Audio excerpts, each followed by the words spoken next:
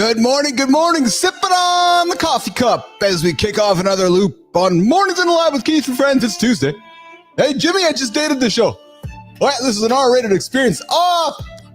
Yeah, just dated it. So if you watch the show on a Wednesday or Thursday, it's actually irrelevant now because it's actually Tuesday. But if you watch it on some day or one day, you know, Jimmy, those magical days in the calendar, guys like, yeah, I'm going to get started on my new routine today. When's that? Oh, one day. Oh yeah, when's one day? Oh, it's just someday over there next week. Oh, is that between Tuesday and Wednesday? No, baby, it is someday. There's no fucking day in the calendar that's called someday. Good morning. Yes. Ever felt fuzzy and unfocused? Stick around. Science just revealed the #1 fix for brain fog. Plus, we're diving deep into why exercise beats fasting for longevity. So, guys, you want to live longer? Don't fast. Lift more. Yeah. We talk fasting on the show. We talk eating. We talk all the great principles to get your ass to bed and get after it every single day. We got Rick Martinez joining us on the show here today. We got Dominic DeSouza joining us as well on Morning Focus, revealing how a teenage fiction author transformed into a branding powerhouse. His secret sauce is something you won't want to miss. Yeah, today's Community Corner, we're talking real strategies for meaningful community building as well. And like I said, Rick Martinez. Jimmy, I see Martinez in the green room. The guy knows how to tell time. Yeah, because sometimes, Jimmy, we don't have guys that know how to tell time. So, but Jimmy, I don't know, is he in the horizontal and the vertical? Has he figured out both tabs? I don't know. I'm just asking the question, brother. Just asking the question. So listen, we're getting after Martinez coming up on the show here today. Don't forget if we have time, listen, Uncle Keith's been struggling to get to some of the habit stack hacks here throughout the week, but we're working at it. But I do have a confession coming up in the first few minutes. And Jimmy's rolling his eyes going, uh-oh, what's old Uncle Keith going to say today? Uncle Keith or the handsome chief? But I think for the confession, I might have to bring the boys up here. I see Johnny has made it into the lab. I got a text from Johnny this morning saying he might be running a few minutes late. I think the bidet was running a little bit on slow time this morning. Hey, Martinez, do you use bidets or do you use toilet paper? You'll have to talk to Andersen about that because Andersen's all about the bidet. Guys, just a reminder, this is an R-rated experience, as you know, because I dropped the F-bomb right in the first minute. We do tend to offend children. Yeah, sometimes kids come in like, oh, hey, Dad, you said the bad word. No, it's not a bad word. No, it's just a word in the language. So put the headphones on the kids if they if you don't want to teach them about squirting or sexual education or bad words that you know, you might want to invite the kids out of the room or into the room as well. But Jimmy, let's bring Johnny up on the show here, Marty up to the show here. What's up, Mr. John Andersen? What's up, brother? No bidet issues today. What's that? I'm no bidet issues today. I'm just moving slow as I'm fucking sore from that game of pickleball yesterday. That was my first question for you this morning because I know you and I had a quick catch up after the show yesterday with you, me, and Lauren, and I knew you were running out to play some pickleball. And so I got to be honest, how's the old man doing today, Andersen? I'm fucking stiff, dude. Jesus Christ. Yeah, no, because basically yesterday mornings, it was an on training day. So I really kicked my ass, you know, just doing burpees, which is always, yesterday was when I showed up all sweaty, correct? Yes, it was. Yeah. You were showing up like a glistening man from Baywatch. Because it was one of those days where I was like, if I'm going to have a good day, I really need to kick my ass, and I don't have a training session to do it. Yeah. So I was kind of worked, and Terry, she had kind of a rough night's sleep, but she said, you know, her meditation was kind of so. She's like, look, when we play pickleball, you know, she describes things. I need to get my ass kicked. Well, I'd already got my ass kicked, so we were playing hard, and I was just kind of trying to hang with her to get her what she needed. But fuck, I could have been done an easy 20 minutes before she was ready.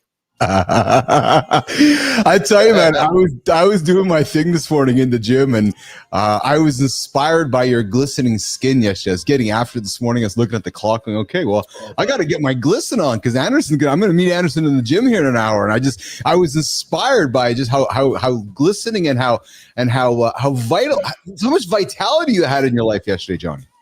Well, and you know, also too, it's getting hot here. Oh yeah, yeah. So like it's like as it heats up down here, you know, because the Sea of Cortez is just fucking right over there. You know, you can look out the side of the house, you can see it. So as it gets hot, you know, the temperature starts to rise, the humidity down here starts to really climb. And we're dealing with the first wave of humidity. And so, you know, it's like in humidity.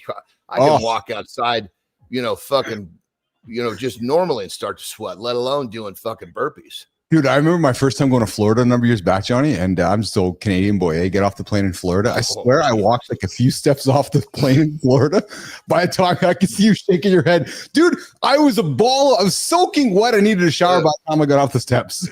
I would sweat so when I was competing in strength and strongman, literally, because they would, you have a shirt for each event. There's a sponsor for the shirt, and they'd give it to you. I couldn't put the fucking thing on until I was like staged up, ready to go, because it would get so wet, and you don't want that wet shirt. It's slippery, But I mean, it's, you get some of these environments.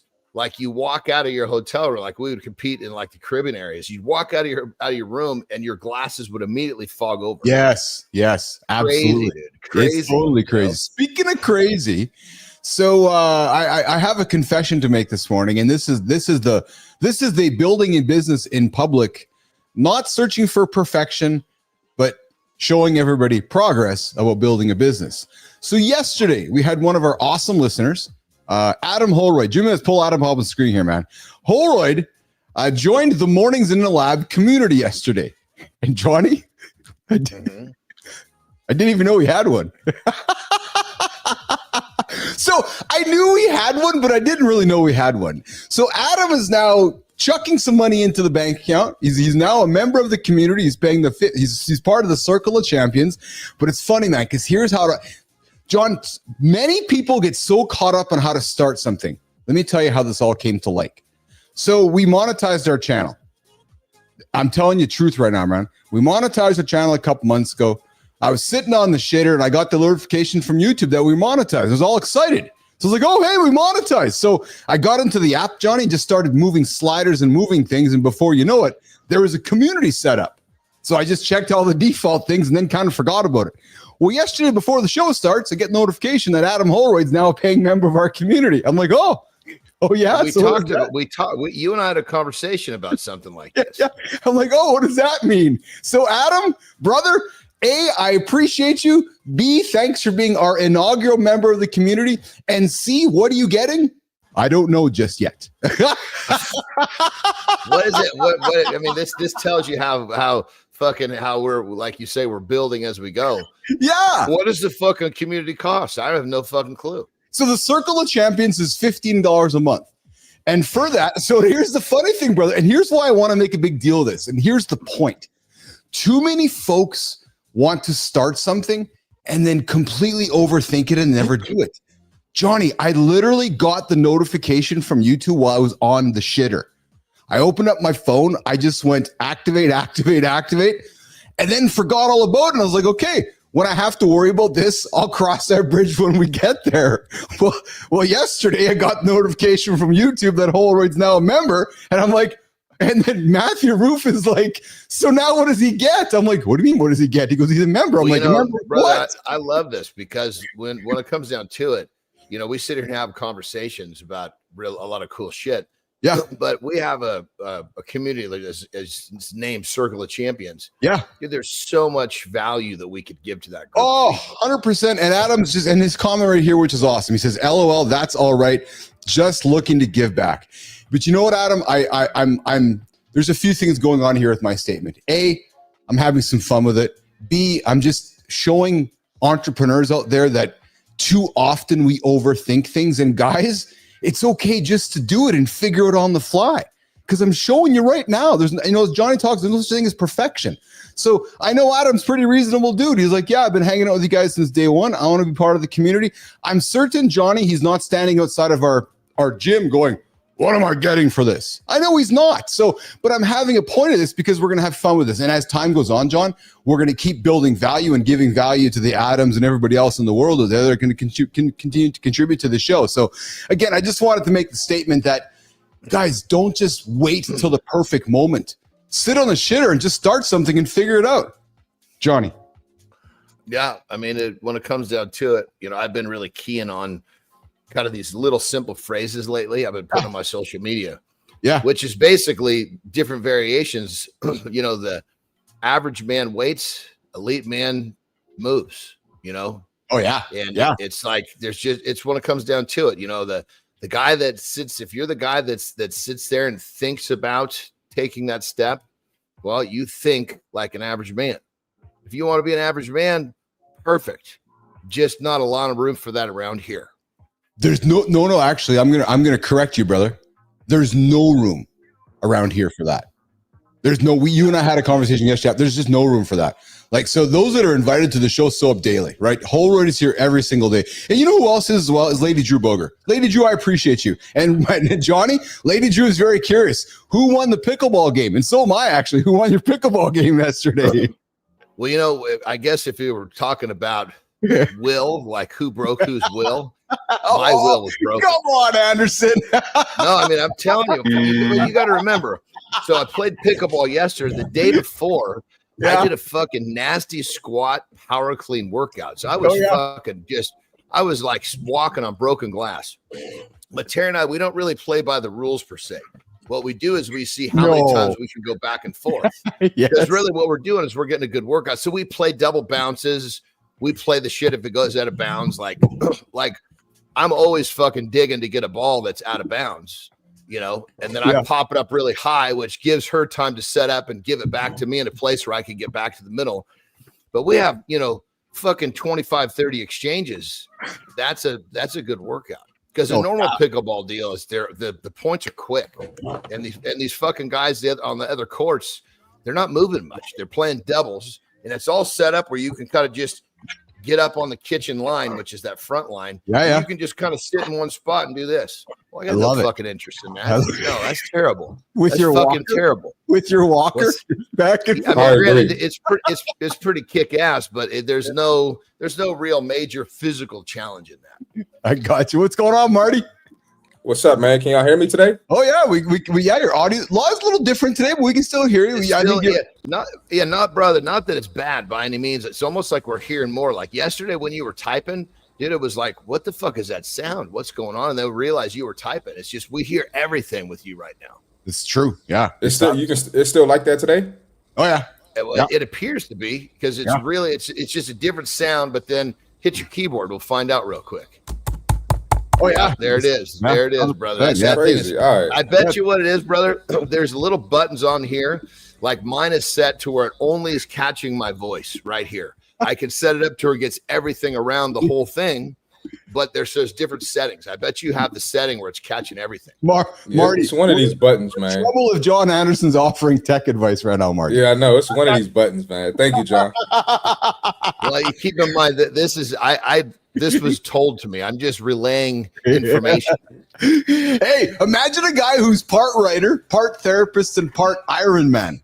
No, Tony Stark is not here. We got a guy who dives into your untold pain and turns it into a best-selling book. Hanging out in the green room, we got Rick Martinez joining us here in a couple minutes. If you got a story buried inside you, this episode might just be your wake-up call. But guys, before we get to that, Johnny, Marty, quick one here for you guys.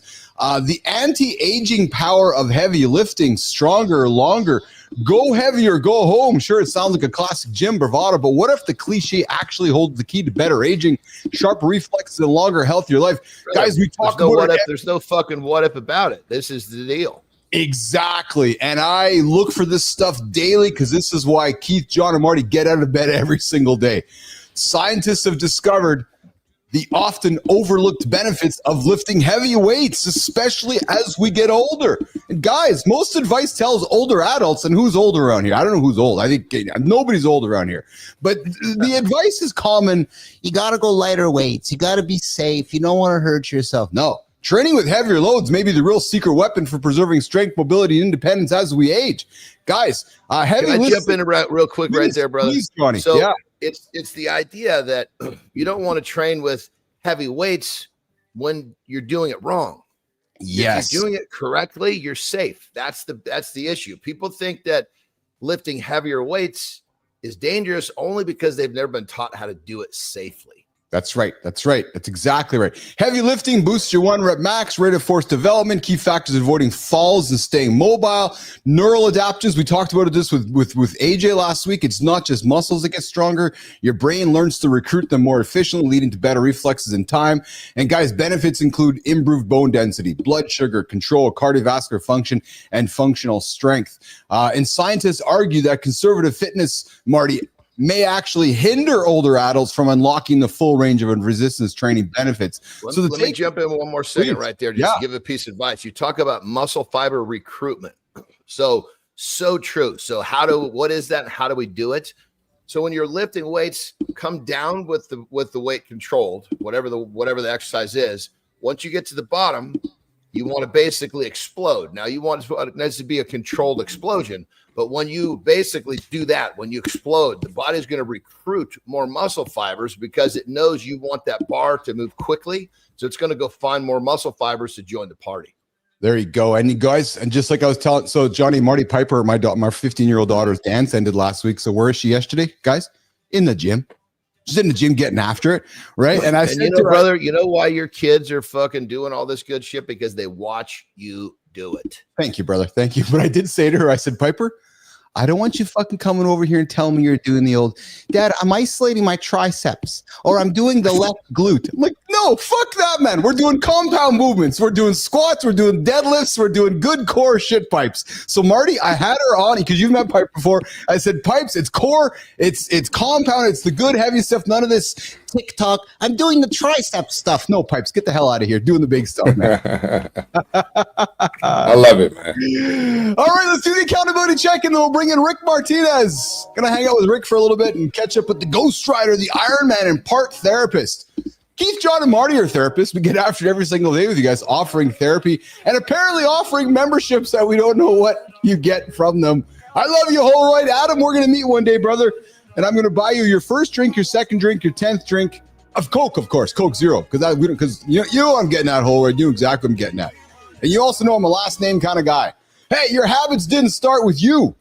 Nope, they didn't. They did not start with you.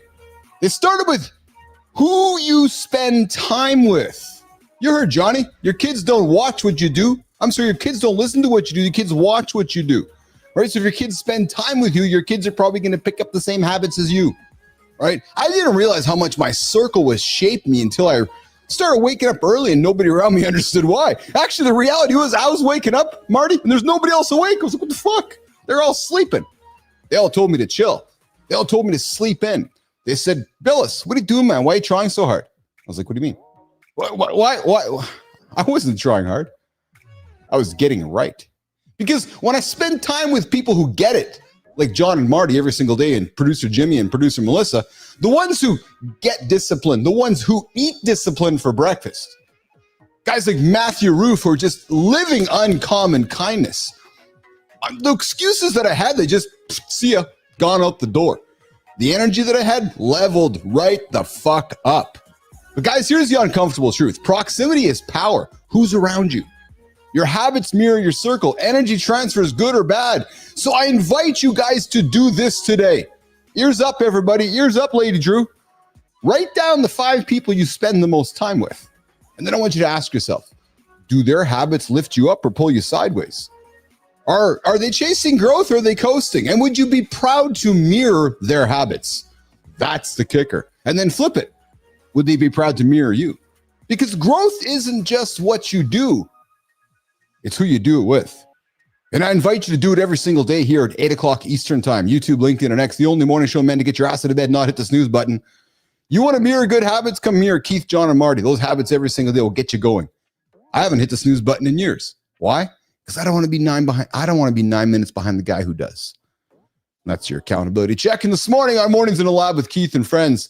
Jimmy, I got the clock, Jimmy. I know what I can see the clock in front of me. So I'm doing the best that I can to keep us rocking and rolling here.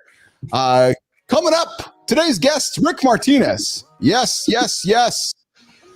Best-selling author, elite ghostwriter, former USA Army nurse turned storytelling sensei. He's helped hundreds of first-time authors, especially those who've lived through hell, turn their toughest life chapters into page-turning books. Oh, and he once led a 600-person healthcare company and finished an Ironman. We're talking grit with a pen. Today, we'll dive deep into book writing, breaking through mental blocks, and why your story, baby, might be the one thing someone out there needs to hear this morning. Mornings in the Lab is proud to introduce you to our new friend, Rick Martinez. What's up, Ricky? Can hear you loud and clear. How are you, pal? What's up, brother?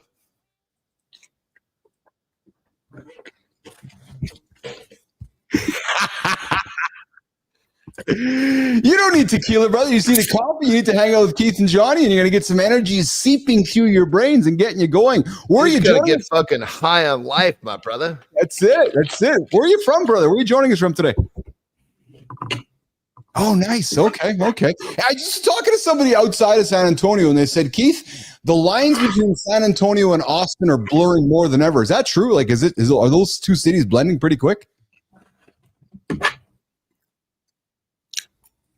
That's what she said. I was because I've been to both, and I've been in the area a number of times, and it's been a long time, so I couldn't get over that when she made that statement. It's very much the case,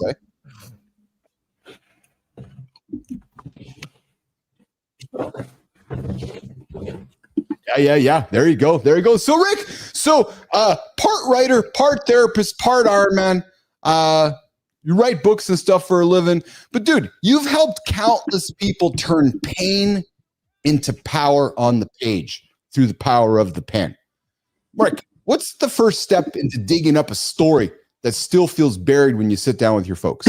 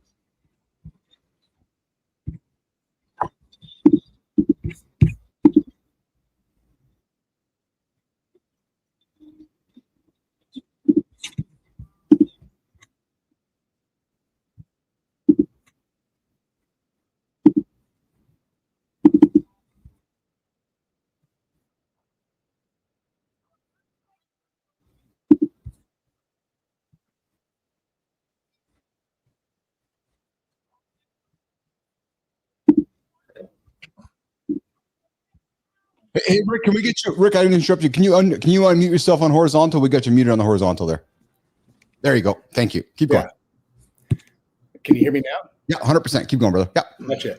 Yeah, no. So the butt sniff test is a great analogy, and I actually tell them what it is we're doing. I said, because right now at this very moment, you already know that I'm the guy to write your book, or you don't. And it's instinct. It's human nature. It's what the dogs do at the dog park. But as humans, we rationalize ourselves out of these decisions. Oh, he'll be okay. And I did the same thing. I rationalized myself into hiring a client that I knew was not a good butt sniff test. So that's the very first thing that has to happen, regardless of their story. I haven't even heard their story at this point. That's incredible. So you haven't even heard their story up to this point, yet you get after it. But Rick, you were an Army nurse, built a multi-million-dollar company, and now you ghostwrite bestsellers. So Marty and Johnny, take that story, man. Like, what thread connects all of that? How do you get all the way there? It's the thread that you all talk about. It's the thread that says, get up and fucking do something. Get up and own your life. Get up and do the thing that you know you should be doing. And most thread that runs through people's lives is the thread they learn in school that says, get a job, work 20 years, retire, go to a beach, and have a nice six-pack of Corona. I don't like that thread. I like the thread that says, every day, if I am compelled to do something, I will do it. So I'm a nurse, and I went to school and I became a nurse. And then there was a time when I woke up and I said, I don't like being capped by dollars for hours.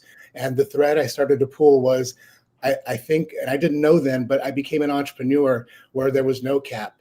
And then the thread after that was the circle I then ran in were CEOs and founders, and they wanted to write books, and I love to write. So the thread was then, how can I help them write their books? And then the thread after that was, how do I take all this and do something I've always wanted to do, which is an Ironman? And you see, the thread is you, the person, the drive, yes, the motivation, the heart and the soul of the individual, not what society says the thread should be. Johnny has spent. I love that, because I got a saying that, I mean, I preached it to my daughters, preach it to anybody that I think it'll help, which is damn near anybody, because we're all so programmed. But here's the deal: break the rules, not the laws. The society makes rules we don't have to follow. Now, you break the laws, you go in the clink. We don't want that. But you don't have to follow these fucking rules that society lays out for you. That's just what people do, and it's sad. And Rick, and playing off Johnny's comment, and John, we talk about this all the time. You know, a lot of folks that are going through life wasting their time at a job they hate just to rush towards vacation and retirement. I got to think, Rick. Hey, this morning, Jay, I see you there in the comments, brother. Rick, you met a lot of men and women in your journey who were on that path. What was the common denominator that you learned from those folks? What do you wish that you could teach them? You know, that would help change their life before they got to you. You know what I'm getting at? Because a lot of folks are wasting their time at things they don't like to be doing. Yeah, you know what? That's a good question. It's a good observation, Keith. I don't think most people realize it. I think that most people I believe they go through life and they believe that that's what life is. And then it manifests in bad ways. Like, let's just say it's a friend of mine. And this is a total example made up, but they start womanizing, trying to fulfill something, or they hate their job, or they're angry at life, or something, it manifests in something negative because they don't know that it can be. They don't even know what's wrong. Yeah, brother. Yes. They don't know. Love it. And so the only thing, so I don't go, entrepreneurs hate to be told what to do. So I always keep that in mind. I don't tell somebody what to do.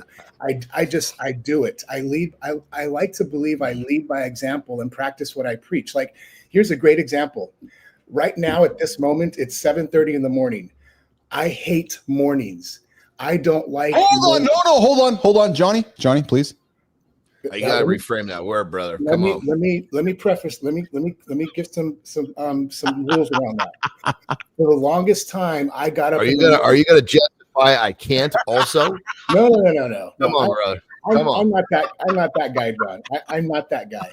The thing is I still do shifts as an emergency room nurse, and when it's time to get up, hit the floor, I get up and I hit the floor with gratitude. I said, but there are other times where I'm just like, I'm going to sleep in. And when I get up, I'm going to get up and charge hard. So I guess let me reframe that. It's that I'm generally somebody whose peak is in the afternoons. And I've realized. Where does hate feel? I want to know, how does hate file into this? That poor choice of words. Yeah, that's what I was busting, brother. That's what I was busting your hump about. Yeah, because we program our fucking minds with these words. You're right. So, Rick, I got to tell you, man, I got to have some fun with you, brother. So I've been hanging out with Johnny for over a year now, and I was using that word a little bit. And he's like, Bilous, what are you doing, man? I'm like, yeah. Shut the fuck up. I can't be here if you're going to keep using that shit. So I've had to reframe the word. And then a couple weeks ago, Andersen, after the show, he's like, fuck Bilous. I go, what? He goes, I should have called a guest, though, because he was bringing some hate and I wasn't singing. I'm like, well, fuck, call him out then. He wasn't using hate. He was using I can't. Yes. And that one really gets me. God damn it, man. So when I heard you dropping the H word, I was like, all right, Andersen, get after him. Get after Martinez, because we're not holding the Bulldog back, because we're all, and I know your choice. We're having some fun with you, but 100%. And the guess that I was kind of let slide is because his story, he was just getting over some really heavy shit. So there was a lot of empathy, but when it was over, I was like, you know what? I care. And I believe in what he's doing. It's my duty to point that out because he didn't know it. I guarantee he didn't know it. Kind of like you just like a second ago. Okay. And now I get it. You know, we say and do these things a lot of times and won't even know it. We need people to hold us accountable. To positive energy. You're hanging out with Keith, John, and our guest, who is never going to use the word hate again, Jimmy, Rick Martinez, because he's never going to forget his appearance on the show this morning. No. Mornings in the Lab with Keith and Friends. Rick, you often say, I help people get the damn book written. Well, what's one success story that still gives you goosebumps today, Rick? Yeah, I won't forget it. It was, and I'm under, just for clarity, I'm under an NDA with these folks. So, cool. This person's book, I'm a ghostwriter, obviously. So I'm the writer, they're the author. Yeah. It was a war vet, Afghanistan. And I won't make a distinction whether it was male or female, but I told you who my client is. Yes. This person had kept a diary of their time overseas, and very, very vivid. It was both a visual and written diary, and wanted to translate it into a book. And with modern technology now, an iPhone goes overseas and you can catalog everything. And it was very profound, especially as a vet myself and as a former Army nurse. A lot of it resonated. So the Butt Sniff Test was spot on. And the book I remember because it's always an arduous process. It's never simple. It's never just straight. Everything just clicks, falls into place.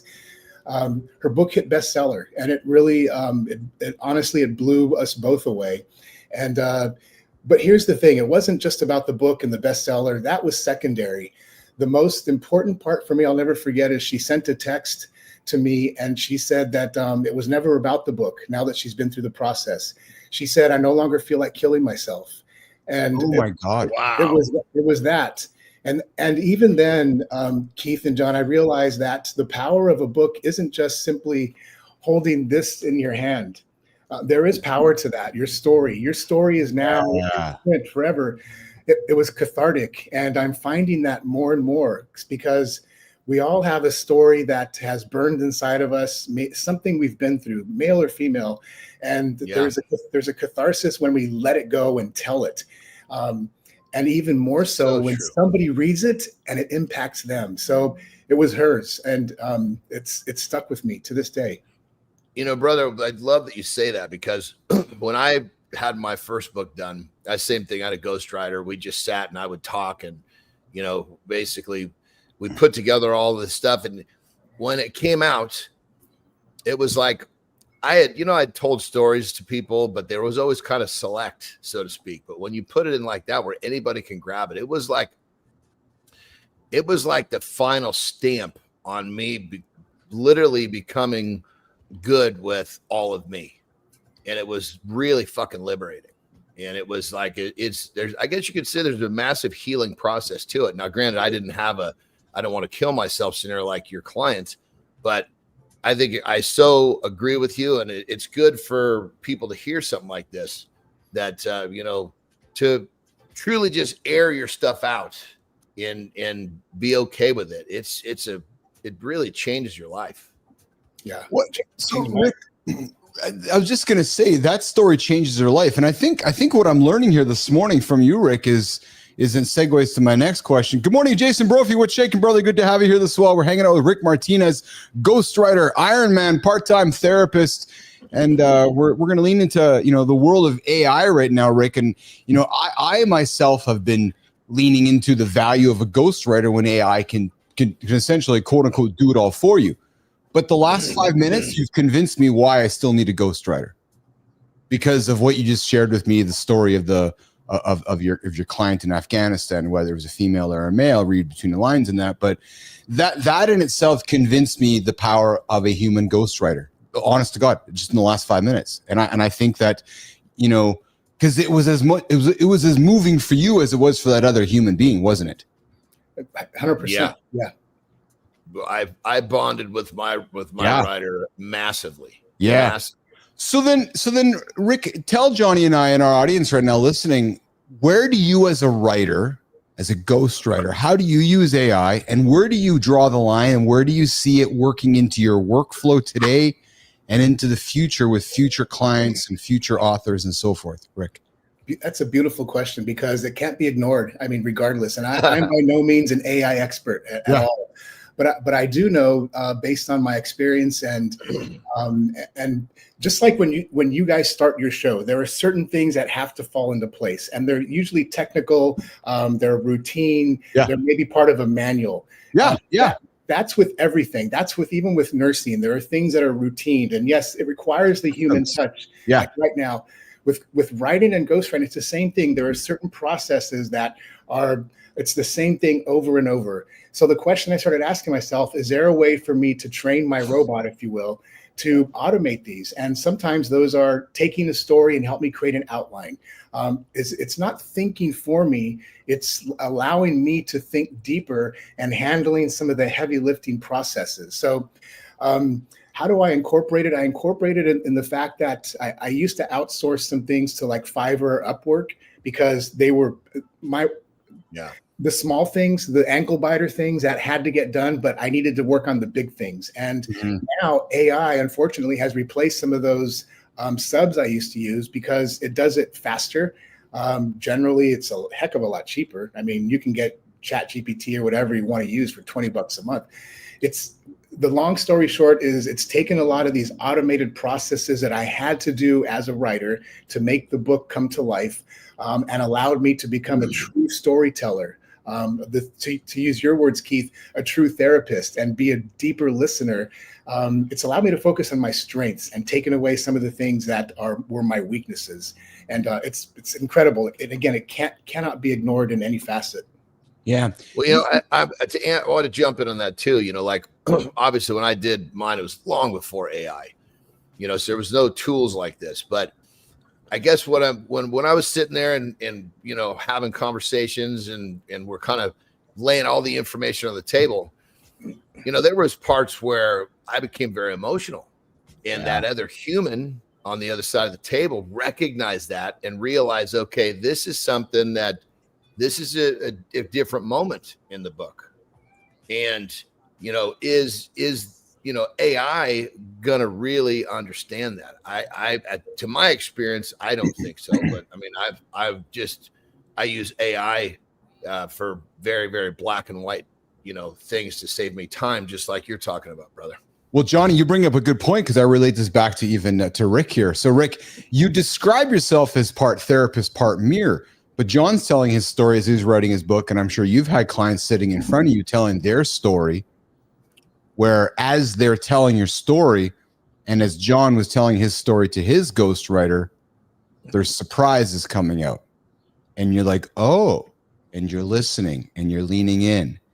When that's happening, Rick, how has there been a time where something's changed you in that process, where that book or that or that human you've left that experience and you're like, holy smokes, I'm a different human now because of this? Always, Keith, and it's another great little point you've picked up. A very simple example was just a few minutes ago when I used the H word, and John, you guys called me out. Yeah, that will, as small as that was for me, for that word to come out, you're right, I won't ever forget it. Now, if you want to 10x that, and imagine it's a conversation between a woman who's been through fucking hell, and has emerged stronger. The word H that I will never use again. Now, again, 10x that and infuse it with emotion, with somebody actually taking you into their story with them, and bringing you down and grabbing your wrist and yanking you into that pit, and them just breaking down, whether it's tears or screaming, and it happens. AI cannot replace that. It cannot replace, to John's point, the human touch. Literally, I so agree with that, brother. The warmth, the depth, the things we feel. And so what remains with me after a story like that is, if you've ever watched a great love story on TV, boy meets girl. But if you watch The Notebook, you're like, I want that life because of what happened in the story. And I'll leave sometimes books, or when we finish, I give them their final product and they can order on Amazon. I'm like, I won't ever forget. Simplest way to think about it is the Maya Angelou quote that says, I may forget what you say. I'll never, I think it was her. I'll never forget how you made me feel.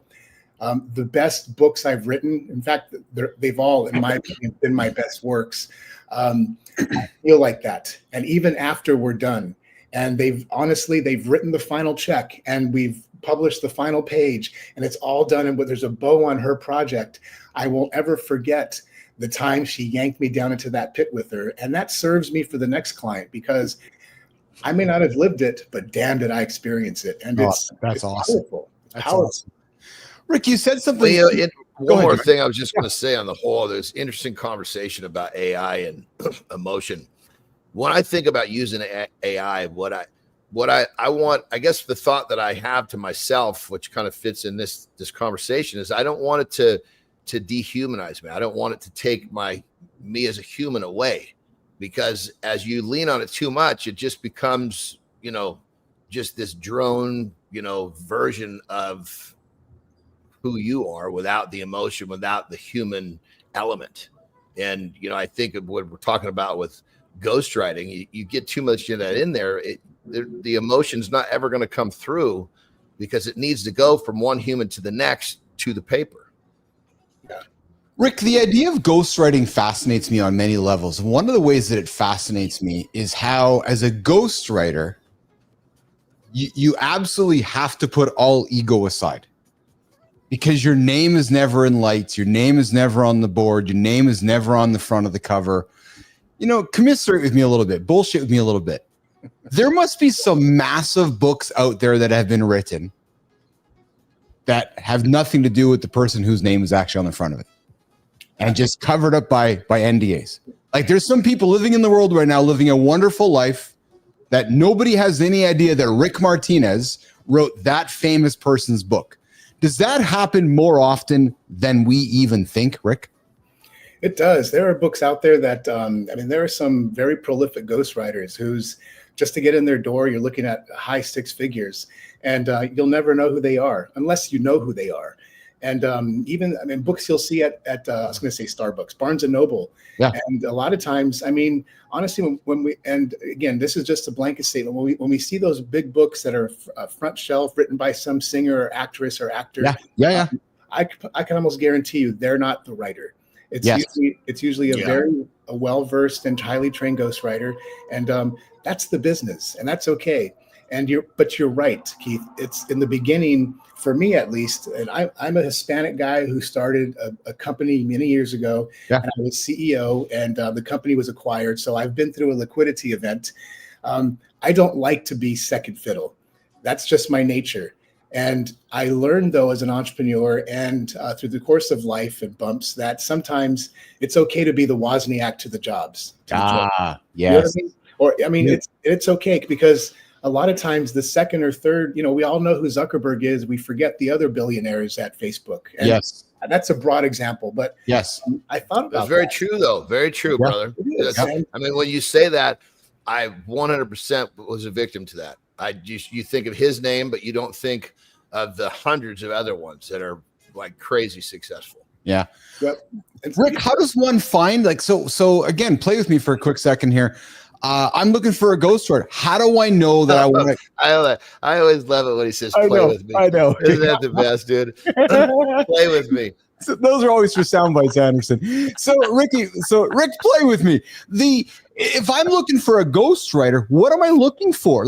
So I guess the question I'm asking is, if my name is not on it, why do I just pay some guy 20 grand to do for me? Why do I got to pay some guy 250 grand for it? What the hell's the difference? They did the same thing by saying, well, you're going to get a beat from Dr. Dre. It's going to cost you $1 million, or you're going to get a beat from, amateur Dre, and it's going to cost you $1. Is it kind of the same analogy, Rick? There's some truth to that, and ultimately the decision, Keith, resides in the individual who's the person with the story. Yeah. And first of all, it goes back to the reasons why somebody wants their book written. And I've written for entrepreneurs when I first started, and they wanted the book written because they were looking to continue building their book of business. Okay. Or, no pun intended, or they were looking to get on the speaking circuit, in which case they likely don't need a very deep story. They need something that tells about their process, how they did it. And that's okay. Those were my first clients, but I realized that I wanted depth. I wanted the books that moved people. And that's a different kind of person. That's a different human, because they want their book to save a life. They want their book to move somebody's needle. And then secondary to them is bestseller, is speaking. So that's a different type of writer. That's somebody who's does things and takes it very personal. That's the type of writer who, in my opinion, probably has a waiting list, because they know. And when I use the word waiting list, people automatically think, oh my gosh, there's this scarcity factor in their mind. Like, I need to know more about that person. So there's a great question, and it's not a simple answer. There are the writers I shared who are six figures just to get in their door. They have waiting lists, because they know that when the author knows when that book is written, it's going to be from the Breakfast Club at the very end. They're going to kiss it. It's going to be that good. And there's this mutual assurance that they will not stop the relationship until the book is that good. The flip side is there are ghostwriters who you can find just Google ghostwriter, and you'll probably find one for $6 grand, 10 grand. Yeah. And just be aware that that's the quality. And I don't think that a person's deep felt story deserves that type of quality. So yeah, it's not a simple, cookie cutter answer, but I'll go all the way back to the butt sniff. A writer will know and an author will know it's going to be a good fit because they can jibe and they can mix right away. They know it feels good, it sounds good, it smells good, so to speak. Yes. Hey, you're hanging out with Keith, John, and our guest Rick Martinez. We're going to wrap up our conversation with Rick, who's part writer, part therapist, part Ironman. We've got the lifestyle tip coming up with John Andersen. We've got AJ Zeglen hanging out coming up in a couple minutes. I'm also going to tell you guys why I didn't write a book. Yeah, I don't have a book written. I'm not a best-selling fucking author. Nope, I haven't. I'm going to tell you guys in a couple minutes why. But first of all, we got some quick hitters for Rick. We're gonna put him on the spot here. Rick, most embarrassing song you secretly love? Oh, it's Christina Perri. It's oh my gosh, what's it called?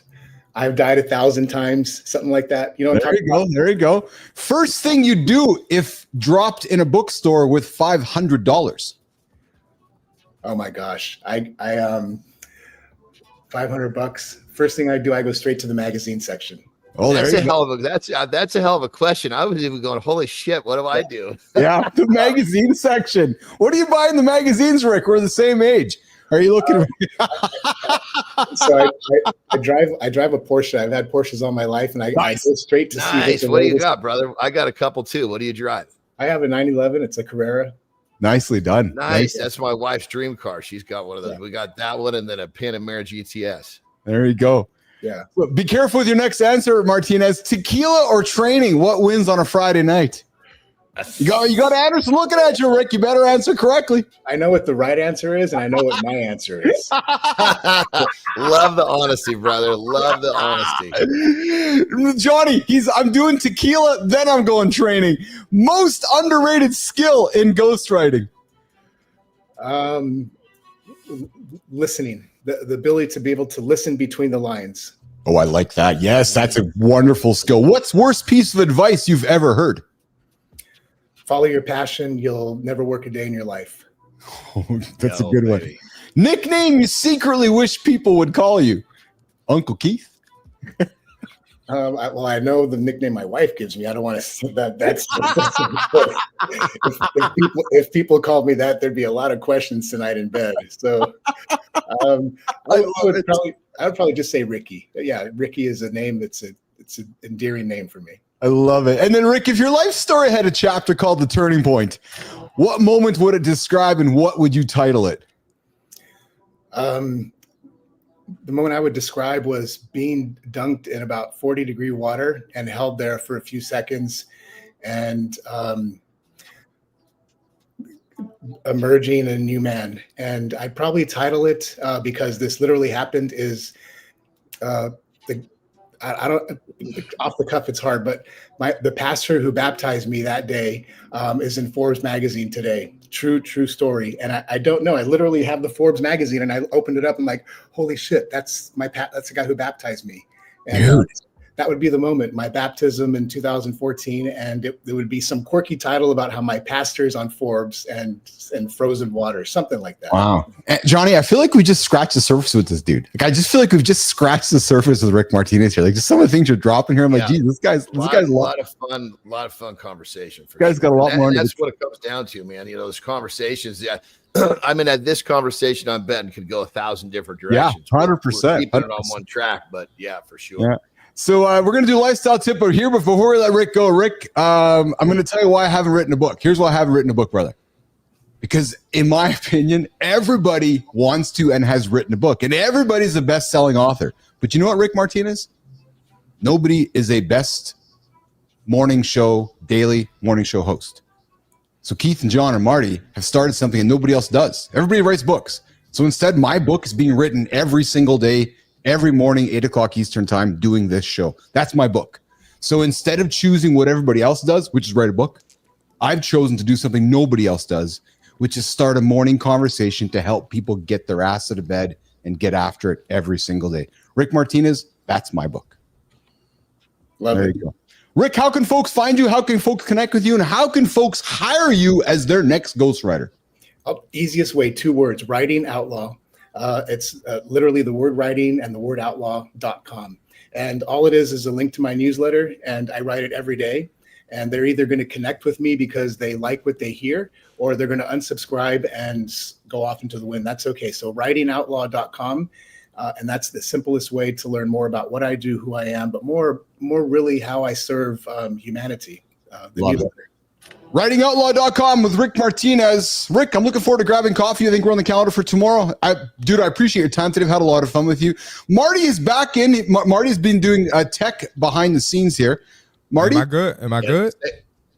I think you're back. I think that's does it sound better? Yeah, it sounds awesome. Can you hear this? Nope. Yes. We could always hear you. The problem was we could hear too much. That was the problem before. Can y'all hear this? No, Wait, no, you're good. You're good, baby. You're all good. Right, cool. All right. Well, All right. Go ahead. You got to roll. You get the hell out of here, Marty. I gotta go, man. Sorry. Hey, Rick, I know I had some questions for you. I apologize. I messed up, Marty just has great contributions to the show here today. Yeah. Sorry, guys. Yeah. All love, brother. It's always love, my brother. Next time, man. Y'all have a good one. 100%. All right, Marty's going to be out of here. Rick, I appreciate you, brother. I'll look forward to catching up with you, and thank you for joining us on the show here today, okay? Thanks, fellas. Y'all have a great morning, okay? Pleasure, all right, brother. you too. Pleasure. Peace. All right. Okay, Johnny's going to get after the lifestyle tip, and then we're going to let Johnny get out of here for a quick piss break. We're going to bring you got to give me a piss after these because you keep forgetting to give me a piss. I know how it works, brother. And then we're going to get you out of here with this, and then we're going to bring AJ in. We're going to have some fun with Mr. Zeglen. But, brother, you know what you got to do. No, not that one. It's this one here. There you go. Get after it, pal. It doesn't matter what you play. All right. Check this out. I don't know why I'm blurry. I know that's not my camera. Jimmy, get that straightened out. God damn it. Anyway, here's a question you got to ask yourself because most people don't know, and it's pretty crazy. What do you want? Do you know what you want? But we're talking in detail. Can you sit down and write, a page about what you want? Because if you're one of the people who truly doesn't know what you want in detail, how do you ever expect that you're going to get it? You need to be able to sit down and write out what you want, very clear vision of what you want. Because once you create that clear vision with details, you've created that in your mind. Your brain is this crazy intelligent, call it mechanism, call it machine, call it what you want. Once you put that clear picture in there, your brain is going to start figuring out ways to create it. But the problem is most people don't know what they want in detail. People say, oh yeah, I want a lot of money. How much? Be exact. How much money do you want? And how old are you when you have that much money? Want a nice house. Okay. Where's the house? What does it look like? How many bedrooms? Want a nice car. Be specific. Create a clear picture in your mind. Make the decision that that's what you want and start working on getting it. Now, the best part about it is once you have that clear picture in your mind, you're going to find you're going to make a lot more progress getting there. So ask yourself a simple question. Do you know what you want in great detail? Rock and roll. Want? It's the question John Andersen's asked you this morning as he sneaks away for a restroom break. Jimmy, let's get him out of here. We got AJ Zeglen joining us here in a couple of minutes. Do you know what you want, you guys? I don't know. Do you know what you? I said, if you don't know what you want, what the hell are you getting up for? True story. Jimmy, come on, babe. Get me out of here. Stop sleeping at the wheel. I'm going to piss in my pants. Let's go. Boom. There he goes. Andersen asked a legitimate question. If we don't know what we want, what are we getting up for? If we don't, it's like getting in the car and not knowing the direction we're driving in, right? It's like getting up and sitting behind your desk and not knowing what task you're going to get after. And I'm going to suspect, just playing off what Johnny talked about, many of us get up, sit down at the desk and just start doing. And I'm going to suspect that often that doing is doing for the sake of doing and not always for the sake of purpose. So, as we talked about with Rick Martinez, having intention, having purpose is certainly a big part of the game when we get after that, getting up and getting after on a daily basis. Hey, you're hanging out with Keith, John, and Marty and AJ Zeglen coming up here on Mornings Alive with Keith and Friends. We got Rick Martinez. We get Jimmy. We have another guest coming up here in the second hour. We got Adam DeSouza. I'm sorry. Dominic DeSouza is joining us in the second hour on the show here. And guys, just a reminder, apparently, well, I say that with nothing but tongue in cheek here, but apparently we got a little membership happening here on Mornings in the Lab. Guys, I would invite you to check out our membership here. We have a Circle of Champions led by the inaugural member, Adam Holroyd. Circle of Champions is $14.99 a month US, $20 Canadian. And no, I'm not sitting here with the begging cup out. I'm sitting here telling you guys that we're building a business here. And for those of you that want to support the show, there's 3 levels of membership. There is, Jimmy, I think there's a $2 one. I think there's a $10 one and a $15 one. So I invite you guys to check it out. Just check it out. And truthfully, we are building it, and we're building the airplane as we fly. So what are you getting out of it? We're going to offer up some special access. I put out a private video yesterday, a private short for members of Circle Champions. So I know that one person's viewing that video yesterday. So I invite you guys to check it out. We do have a members page on the Mornings in the Lab channel. So I would invite you guys to check that out as well. Johnny, we got Melissa coming in with your camera is focusing on your mic. So when you're sitting back at your desk there, Johnny, get your camera to focus on your head, on your beautifully manicured bald skull instead of that microphone in front of you on the show. So, Jimmy, I know AJ sent me a note 15 minutes ago that he was going to be 5 minutes behind. And I know AJ quite well. And I know that 5 minutes to AJ is probably more like 35 minutes to AJ. So I do see him sitting there. Let's bring in Zeglen into the room. Let's bring him up on the stage there. What's going on, Miss Johnny? I got to know from Melissa, your microphone. I have no fucking clue how to do. I'm going to have to reach out to Ben, my tech guy, to figure that one out. I think you might just. If I move it, maybe if I move the fucking thing, I don't know. Like that. Yeah, I think if you tap maybe the camera on you or touch the finger on your screen, it can focus on you instead of on your camera there. But Mr. Zeglen, how are you, brother? You're looking refreshed today. Did you sleep well last night? Your face looks really wonderful. What's different, Johnny? What's different about his face? He tightened up his beard. That's what it is. Yeah, that's what it is. I did. John knows. That's it, babe. Just man conversation. What's going on with your face, Zeglen, John? He's like, oh, his beard is tighter. I'm like, that's what it is. Yeah. I had some speaking engagements over the weekend, so I had to trim the beard up so I could look respectable in there, That's awesome. That's awesome. I got a couple of things, guys, for us to chew on today. I got 2 things I want us to get into today. First, so I got 2 things. I want to talk about the power of saying yes, because we often talk about saying no. So I thought we can unlock some opportunities around saying yes. But guys, I also want to talk about, AJ, you're going to love this one, brother. I was thinking about you when I found it. Feeling fuzzy. A new study reveals the #1 brain fog fix. And you both are going to love this. You ever walk into a room and completely forget why you're in there? Or find yourself regarding the same, reading the same email 3 times, 4 times, 5 times in a row. If that sounds familiar, you're not alone, guys. And you're likely experiencing brain fog. No, you're not just high because you smoked too much cannabis. But here's some good news. A brand new study has pinpointed, AJ, Johnny, the #1 way to shake off that mental haze. And it only takes 5 minutes a day. AJ, what do you think it is? Well, I mean, if I go with something that I always try to promote people to do, it's going to be to move or do something. Thank you, brother. I was going to be so surprised if our answers were different, brother. This is awesome, boys. The study highlights that moderate to vigorous physical activity, especially in short, consistent bursts, is the most effective single intervention for reducing brain fog. Now, guys, I want you to watch me, because here's how I envision John Andersen's day starting every morning for the first 5 minutes when he gets out of bed, AJ. He's on the rebounder.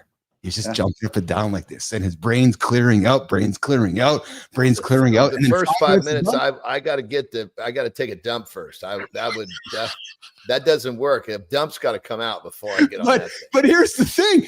5 minutes a day of more intense movement can make a significant impact. And AJ, here's why it works. Boosts blood flow to the brain, increasing oxygen and nutrients. Stimulates neurotransmitters like BDNF, which help brain cells communicate and repair. Reduces stress, a major contributor to mental fatigue. Improves sleep patterns, which are essential for mental clarity. So I was excited to share this because the idea is movement snacks throughout the day jumping jacks, brisk walks, just getting up and getting after it will fix your brain fog. AJ Zeglen. Yeah, I mean, we've talked a lot about here just on how better we feel, not only physically, but mentally after we get a workout done. I think that's just like a little snapshot of it, right? And just if you're constantly moving throughout the day, you're just going to feel a little more energized. You're going to feel a little sharper. I know for myself, when I have speaking engagements, if I'm going to do public speaking or work with groups on mental performance and sports teams and stuff, I almost always get some sort of type of physical activity in before I leave. Like if I'm going from my house to there, I'll go down in the basement. I get a little workout in, even if it's 10 or 15 minutes. You do, eh? I know when I get out there and I'm talking that I want to feel engaged. I want to feel sharp. I want to be able to think quickly on my feet if people are asking questions. And if I spend some type of energy first, some type of physical energy, I feel it really mentally engages me in the task at hand. And I just feel much sharper, much quicker, much more on the ball. Oh, I thought you just wanted a full flow. I thought you just wanted a full chest when you did bench press before you walked into the room. That too. I want to walk in a room and try to establish dominance, by filling my t-shirt out. What I really enjoyed about this study was how simple it is and how it's just another constant reminder of the value, Johnny. We talk about it all the time. 5 minutes. Like nobody's talking 3 hours. Let's go back. It doesn't even have to be 5 minutes. Yeah. What it has to be is blood. Like perfect example. I could get, if I needed to, I could get it done in less than 60 seconds. Yes. If you just were able to start doing, I hate to use burpees, but it's what's that, Johnny? Hold on. What would you say? You're correct. You're correct. I don't. When I use that phrase is because I know I'm turning a lot of people off. And so when I use that word I don't like to use, which I slipped and use it, it's because when I say that word, people they just unplug, kind of like habit, I can use that word when I say I blank, that people turn off when they hear habit or burpee. You know what I mean? Yeah. But if you literally take burpees for 60 seconds, you don't have to do a full 60 seconds. You're huffing and puffing. The job is done. Yes. Doesn't even need to be 5 minutes. Yes. AJ, and thank you for correcting me, my brother. Hey, brother, I'm always holding my family members accountable. AJ, we got Rick Clody joining us. Rick Clody, what's shaking, brother? Jason Brophy, is the screen getting smaller or is John getting bigger? Slow down, John. Yes, I think he's just getting closer to the camera here. I think he's wondering what the hell is going on there. And Brophy's like, I flex every muscle. I have to wake up. AJ, I think this whole thing with my camera, if I'm too far away, it goes for this. And when people come in and out, that's when it does it. Like when AJ came in, pow, there it was. There you go.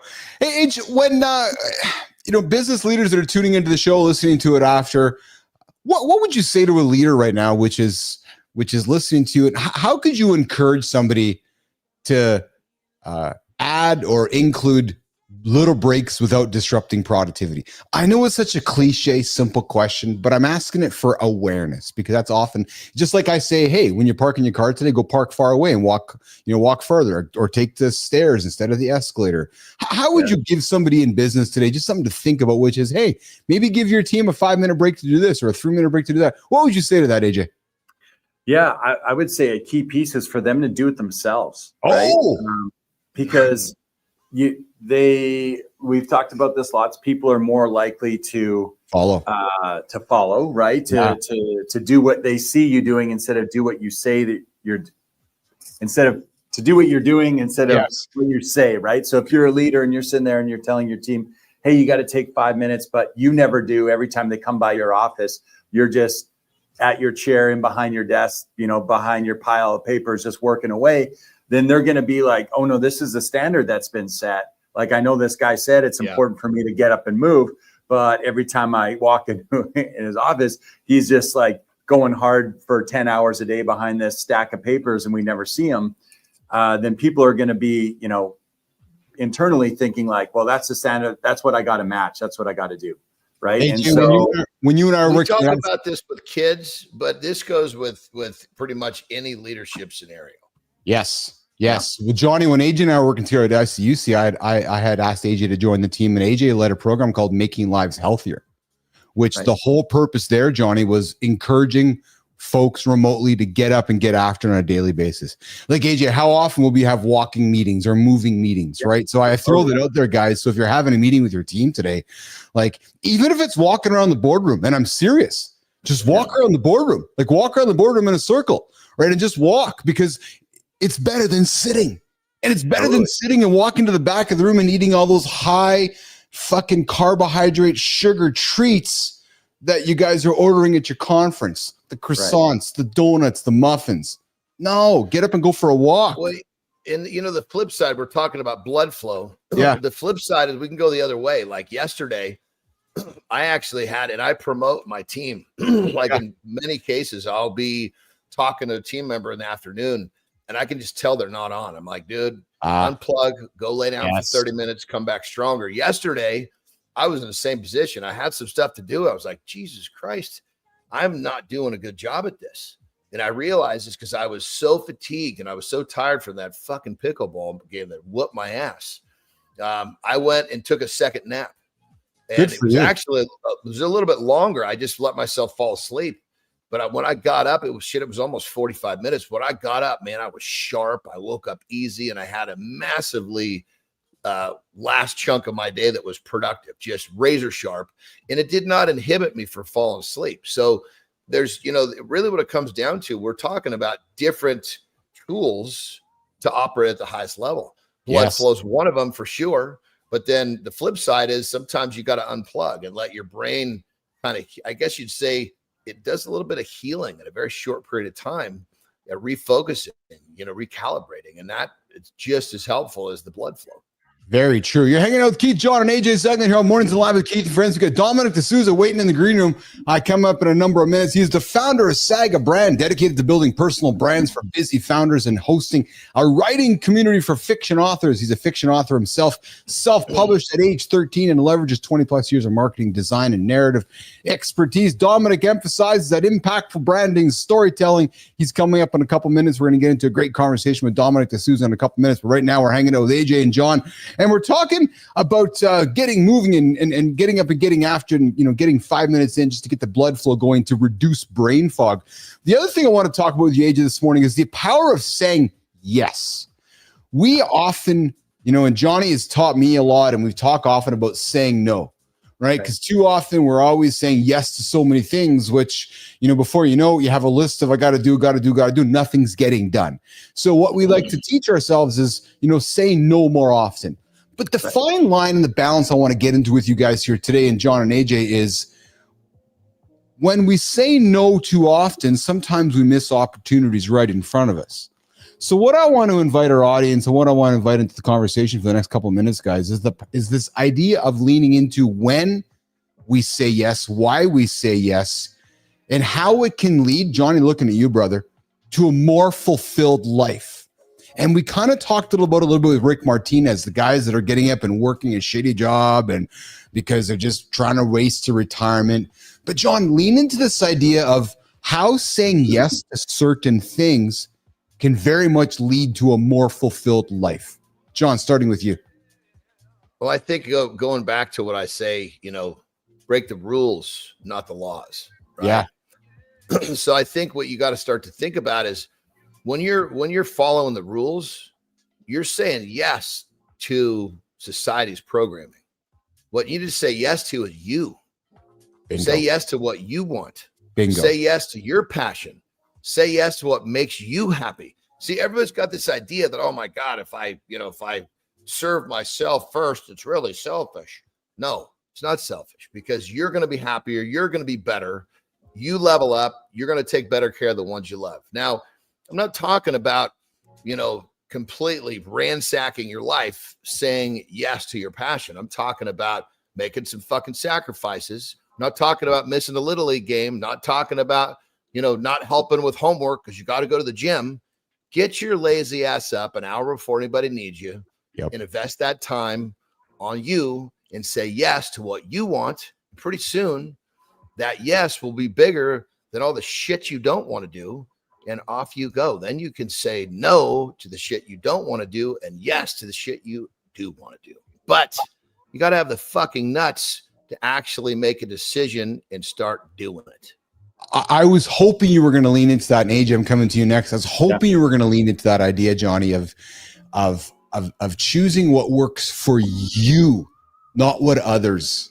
Because in my experience, so many of us are so worried affirmation about what others are thinking, and we often say yes because of what somebody else wants us to do. The point of this conversation is really about the power of saying yes for what's going to move your life forward. AJ, again, you work in the world of mental performance. You got guys, girls coming in, struggling, going through life, athletes, struggling with no, struggling with yes. When you hear me talk about this, about how saying yes can lead to a more fulfilled life, what strikes you with that statement, AJ? Yeah, it's about identifying what's holding you back in the situation. And I think either could be true, right? We could be someone who's saying yes to everything and it's holding us back because we don't ever say no. And in that case, someone could really benefit from a few no's. Or we could be someone on the opposite end of the spectrum who says no to everything, Yes. and is missing out on all these opportunities. And a few yeses might help them, right? So like most things in life, we want to be somewhere in the middle, right? And just having that awareness of, hey, is me saying yes or no, whichever way we're looking at it, holding me back, like it in this situation, right? And sometimes if we flip it or reframe it, they mean the same thing. Saying no to hitting your snooze alarm 10 times in the morning is also saying yes to getting your ass out of bed and getting to the gym or whatever, right? And depending on how we're looking at it, that no really is a yes, or the yes can be a no, right? Saying yes to yourself, that you have a priority that you've created a non-negotiable for yourself to, hey, Bingo. This is what I'm doing.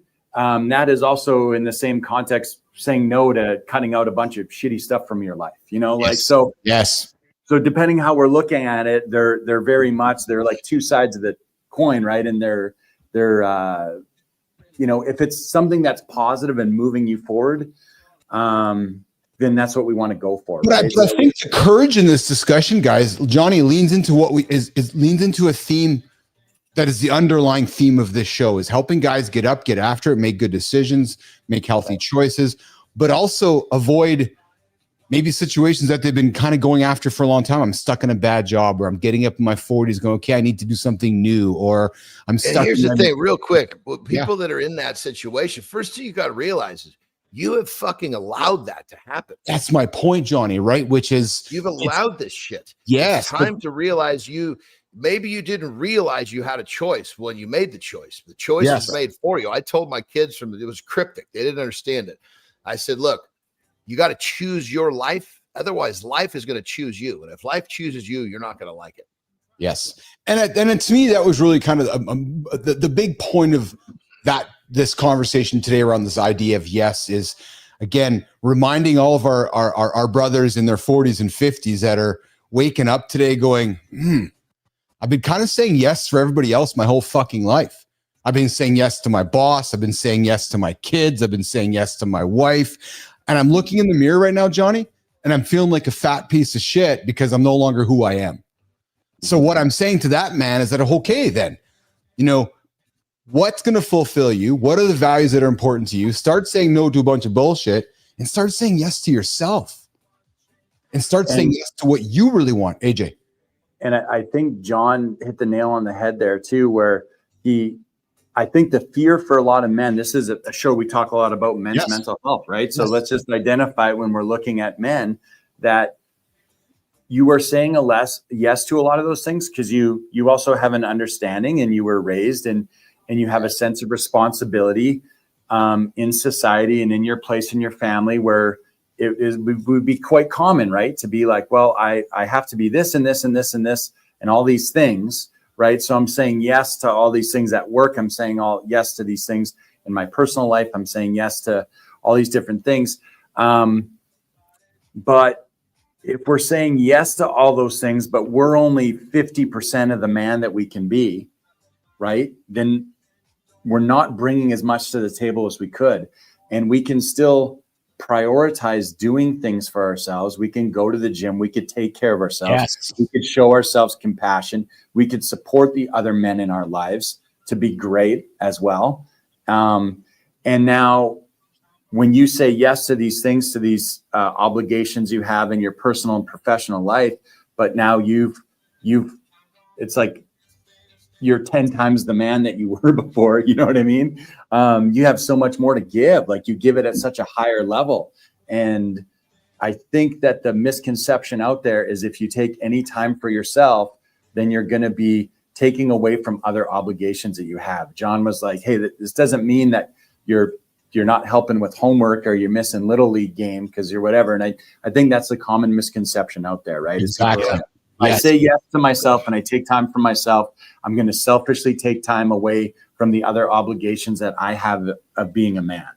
And on that level, brother, I just want to jump in right there, is that most people, if they did an inventory on the time they waste, meaning things that don't serve them or the ones they love, there's so much fucking time.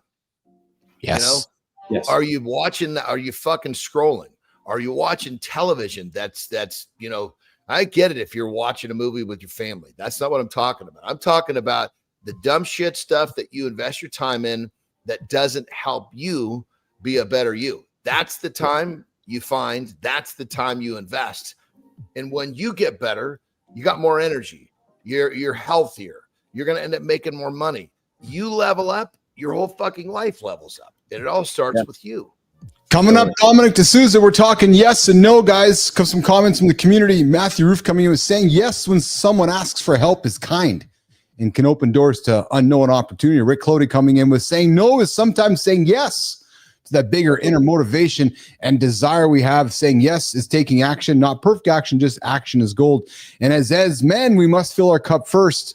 We can't pour from an empty cup. Speaking of saying yes or no, boys, AJ, before you go, brother, before we bring Dominic DeSouza quickly into the lab here, we always talk about life expectancy work in the lab. We know that if we're having more sex and our wife is having more sex, we're all living longer. Well, guys, I'm going to give you a reason to say yes today. New study is out that says, can sex really help fight depression, AJ? Well, new research says yes, but only in the right amount. But yeah, so today we're diving into fascinating findings that reveal how consistent moderate sexual activity, boys, just 1 to 2 times a week might be a powerful antidepressant. A study, AJ, analyzing nearly 15,800 U.S. adults found that people who had sex 1 to 2 times per week had 24% lower odds of depression than those who had sex less frequently. This benefit held true regardless of age, health status, or socioeconomic background. So AJ, we were talking about the power of no, the power of yes. Hey man, we say yes 1 to 2 times a week. We're gonna live longer. We're gonna have less depression, and we're gonna have a more fulfilled relationship. Hey man, get some humping in. Yeah, you will never, ever see me having a problem saying yes in that situation. I got lots of yeses. Yes. I can't ever think of me ever coming up with a no in one of those scenarios. But I hear you, brother. I hear you. At least on my half. For me, it's always a yes. You know. But yeah. So, guys, aim for those 1 to 2 emotional, meaningful sexual experiences per week, either with yourself, guys, or with somebody else. It's about consistency and quality, not quantity. We always have AJ joining us on Tuesdays and Thursdays. And Johnny, I sneaked a little text into Zeglen's window of his messages and said, hey, if you want to hang out a little more this summer, I think we'd have some spot for you. So AJ might find some time in the calendar, Johnny, to come spend a little more time with you and I. And dude, AJ, you're hands down the fucking best segment on the show. So the way I see it, man, if I'm the one that has to put the vote in, you can have a segment every day. Thank you. I appreciate that, John. I really do. All right, well, listen, Zeglen, you have a good one today, brother. I gotta bring DeSouza in here. What do you got today? You got some deep cheeks work today, or what? Deep Cheek Tuesday, man. You know what? You guys know my schedule now. Yeah, it's I'm all over it today. I'm looking forward to it today. I got a finisher that I've programmed in for myself today that I think is going to be terrible, but I'm kind of looking forward to putting myself to the test. Nice. That's all right, brother. I appreciate you. You have yourself an awesome day. Okay. Thanks, guys. I always appreciate it. Thank you, See you AJ. guys. See you Thursday. Awesome. All right, Jimmy. AJ's out of here. We're going to bring in Dominic DeSouza, founder of Saga brand and undercover YA. Hey, brother, fantasy. you got me for about 2 minutes. Whatever you want to choose, you want to bring it. You want however you want to use me for 2 minutes. I'm yours. All right. Well, why use me like a dirty dish towel for 2 minutes. I'll use you like a dirty little. Oh. What do you got on the agenda today, Andersen? Before I say goodbye to you, I'll walk out of here in a quick. What do you got going on today? You going to play some more pickleball today? We're actually playing pickle again today. Of course you are. Of course you are. So I've got I'm gonna get my training done after this. Yeah. And then I got I'm really excited about some really good client calls. And then we're gonna go play pickleball at 9:00. So it's gonna be good. It's nice. It's a good life, man. I'm enjoying it. I love it. I have a task for you, brother. I need to have you shoot some video of you playing pickleball. So Lauren's got coming in, not weird at all. I really want to see you playing pickleball, man. I got to see the side-to-side movement. So get Terry to get the camera out, or we'll have to get you playing some pickleball, brother. Well, she's the one that's hitting the ball to me, so I'll have to have somebody else do it. All right, pal. Listen, you get after it. A great show today. Great conversation with Martinez. We had a lot of good fun here today talking about yes and no, and that was a good show here today, brother. Have a good one, okay? You got it, brother. Have a good loop. You bet. We'll see you tomorrow. All right, Jimmy, let's get Johnny out of here. And I know, Jimmy, I can see the clock. I know, DeSouza, I can see the clock. I'm running a few minutes behind with you guys. We're all good. We're all good. We got Dominic DeSouza. He's the founder. Jimmy, he's the founder of Saga brand. You know, Jimmy, when I first saw this, I was thinking like Saga, like video games. No, it's Saga. And undercover fantasy novels who figured out early that great branding is storytelling at its best. We're going to dive deep into how to craft powerful, enduring stories that elevate your personal brand, exploring why AI could be your greatest branding ally. Jimmy, you know what I love about this is every single dude or woman coming in, all have a different opinion on AI. And I love it because we all have our own opinion on how it's going to work, how it's going to weave into life, and maybe find out how his corgi fits into all of this. Without further ado, let's bring him up. Let's bring in our friend, our new guest, Dominic DeSouza. What's up, Dom? Hey, Keith. Good to be with you. Can you hear me okay? I can hear you loud and clear. Yeah. Where are you joining me from today, brother? Virginia. Oh, Virginia. Overcast, kind of rainy. It's going to be a great day. So I think the last time I was hearing about Virginia, it was during the Doge early days of Elon Musk talking about the big mine in Virginia, holding all the files just down the road from you, where I have to go in and get all the retirement files at the iron mine in Virginia. Am I correct, Dominic DeSouza? I don't follow enough of the news to know, but I think I heard that snippet. Underground mine, stuff like that's fun. That's it. So listen, dude, I'm really grateful to have you on the show here today, and Good to be here. We're very selective with the folks who bring on the show, but Dominic, your LinkedIn profile reads like a Tolkien adventure. New Zealand, Fiji, France, Australia, USA. Dude, was like branding always your destiny, or you just run out of countries? Well, yeah, I ran out of countries. I mean, I've still got a clock in Russia and Antarctica, but I think I've got everything. So I love it. And I got to tell you, also in your profile, you mentioned that you're allergic to fluff. yeah. Does this explain your strict policy on sarcasm only fuel, or what? Oh, I don't know, buddy. I don't know where to go from there. Just, I like to get into stuff. Like I get white noise and like, easing into conversations. He's got to suss out where people are with stuff. But then I like to get deep and go hard on, gosh, what's the phrase? It came up last week. I have a sideshow I talk about with a friend. We go, we like to talk about serious stuff and not take ourselves too seriously. Yes. You know what's so cool watching this, your show for the last half hour now. My day job actually is with a nonprofit. I'm the director of marketing with this nonprofit. Yeah. And our number one goal is similar to what you're trying to accomplish here, what you're doing on this show, which is reaching out to men, giving them a reason to like get back at life, to own the adventure of, being alive and so on. And we've got this crisis of loneliness among men. It's true. Yes. So it's cool. This is not part of my LinkedIn profile as much because I use the profile to like reach out for freelancing, side jobs, new career options, stuff like that. But it was cool to get the outreach from you and we connect on this point.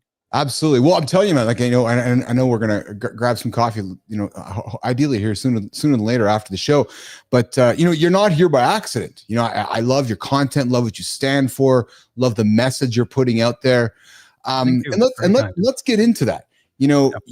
How exactly do you build, you're a brand guy. How do you exactly build an undeniable brand for founders who don't have the time to learn the details?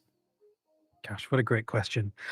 I can say part of my answer to this is because I want to do whatever I want in life, and I want to do an insane amount of good in the time that I have.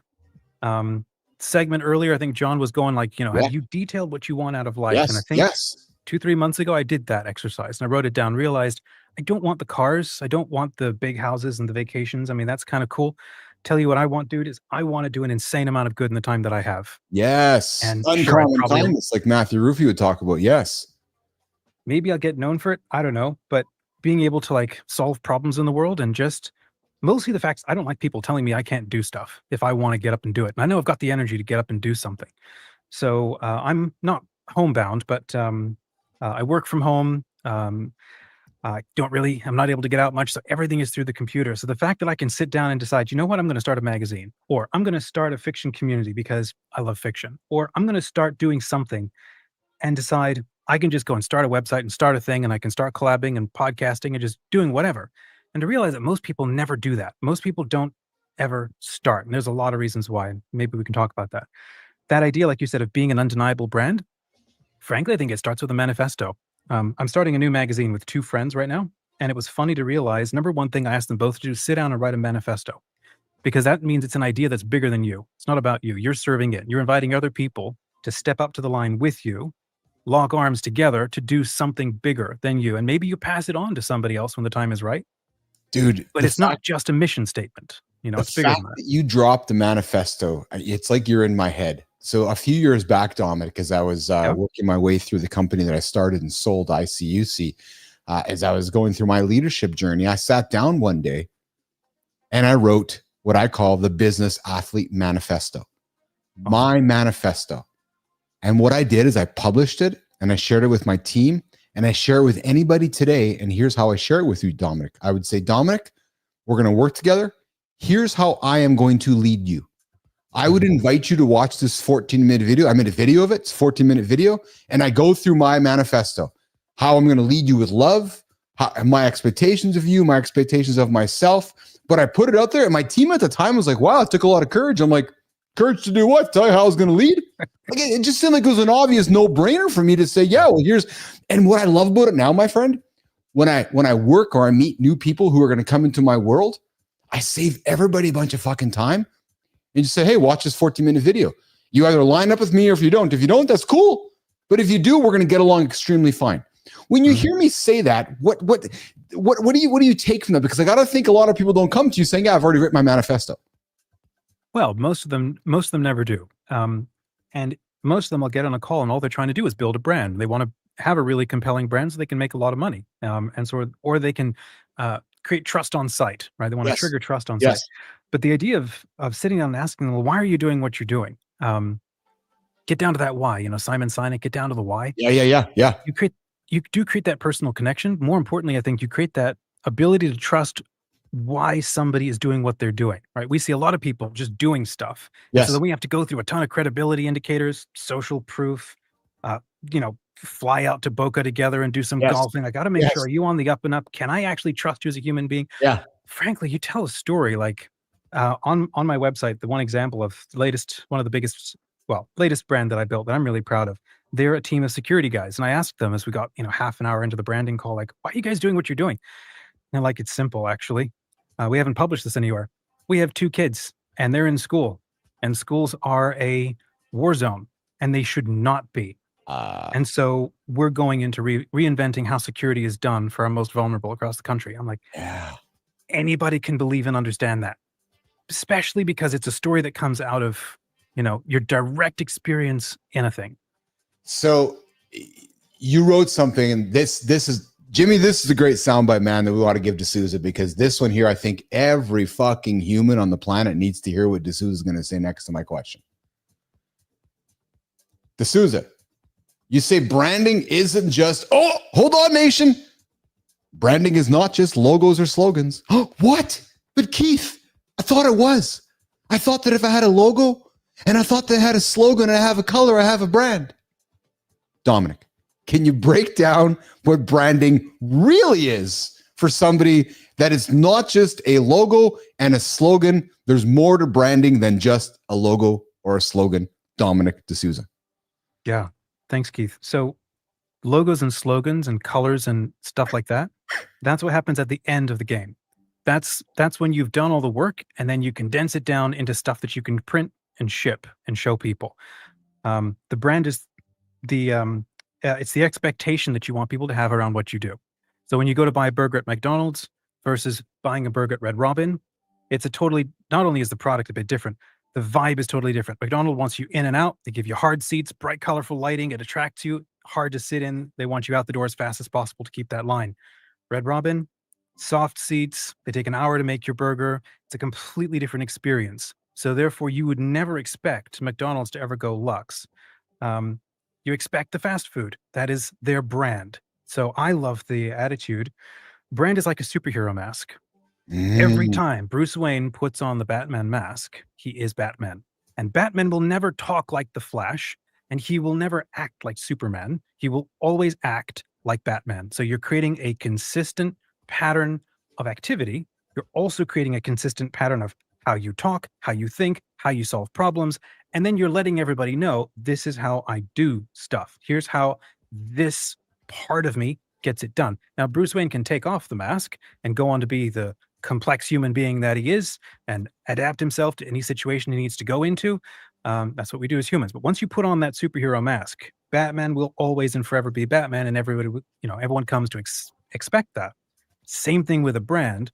When I go and I start a brand, I'm telling the world of telegraphing, I act in this way, I talk in this way, I solve problems in this way, and you can count on that no matter how many years pass or no matter what I do, unless I rebrand or I improve the brand. I'm promising a specific experience every time that we connect. And good brands win because the experience is desirable and people trade money because they want that experience to happen more frequently. Or you meet somebody who's got a bad brand in the sense that it looks really good and you scratch, get under the surface and there's nothing there and they can't take care of you and they can't deliver a great experience. So you don't come back and give them their money again. But they have a shiny logo and they have nice colors, but there's no substance underneath it. That's what most of us do. I mean, it's like dating, right? It's like a relationship. The ones that you stick with, it's like you meet somebody, you think you know what they're about. They're wearing nice clothes, they're presenting well, they talk well, and then 30 minutes later, a couple of drinks in them. 2 days later, outside of the yes, swanky night at the bar, and then you get to meet them as a real person. You give it a little bit of time. If you see that consistency, like they are who they say they are all the time, you can build that trust. You're now building a brand around yourself. I'm not looking for platitudes with what I'm going to say next. I'm going to talk to you purely as an entrepreneur business person. I look at this show, Dominic, as an exercise to somebody who's watching a business come to life, as you're seeing brand equity come to life in front of you every single day. Because every single day this show starts at 8:00 Eastern time, not at 8:07 or 8:23. So there's that consistent, the doors open at 8:00. It's the consistent message, the consistent coloring, the consistent tone, the constant consistencies. That is brand equity, isn't it, Dominic? When you see me doing this on a daily basis and you come back in a year from now going, holy fuck, Bilous is still getting after it. As a branding dude, go with me here. Like what I'm trying to say. Like, it's the staying power, Yes. I really like Alex Hormozy, and sometimes he'll say stuff like, you don't often have to be, better than the next guy, although that's always a good thing. Sometimes you just need to outlast them. Yeah. And sometimes it's creating that consistent, like what you're saying. Somebody comes back a year later and they're like, man, I remember that vibe from a year ago. Yes. Still going? Yes. It's funny. I've had people DM me on LinkedIn going, man, I can't believe you're still doing the stuff you said you're doing, like back from before the pandemic. Like most people give it 3 years and then they're out.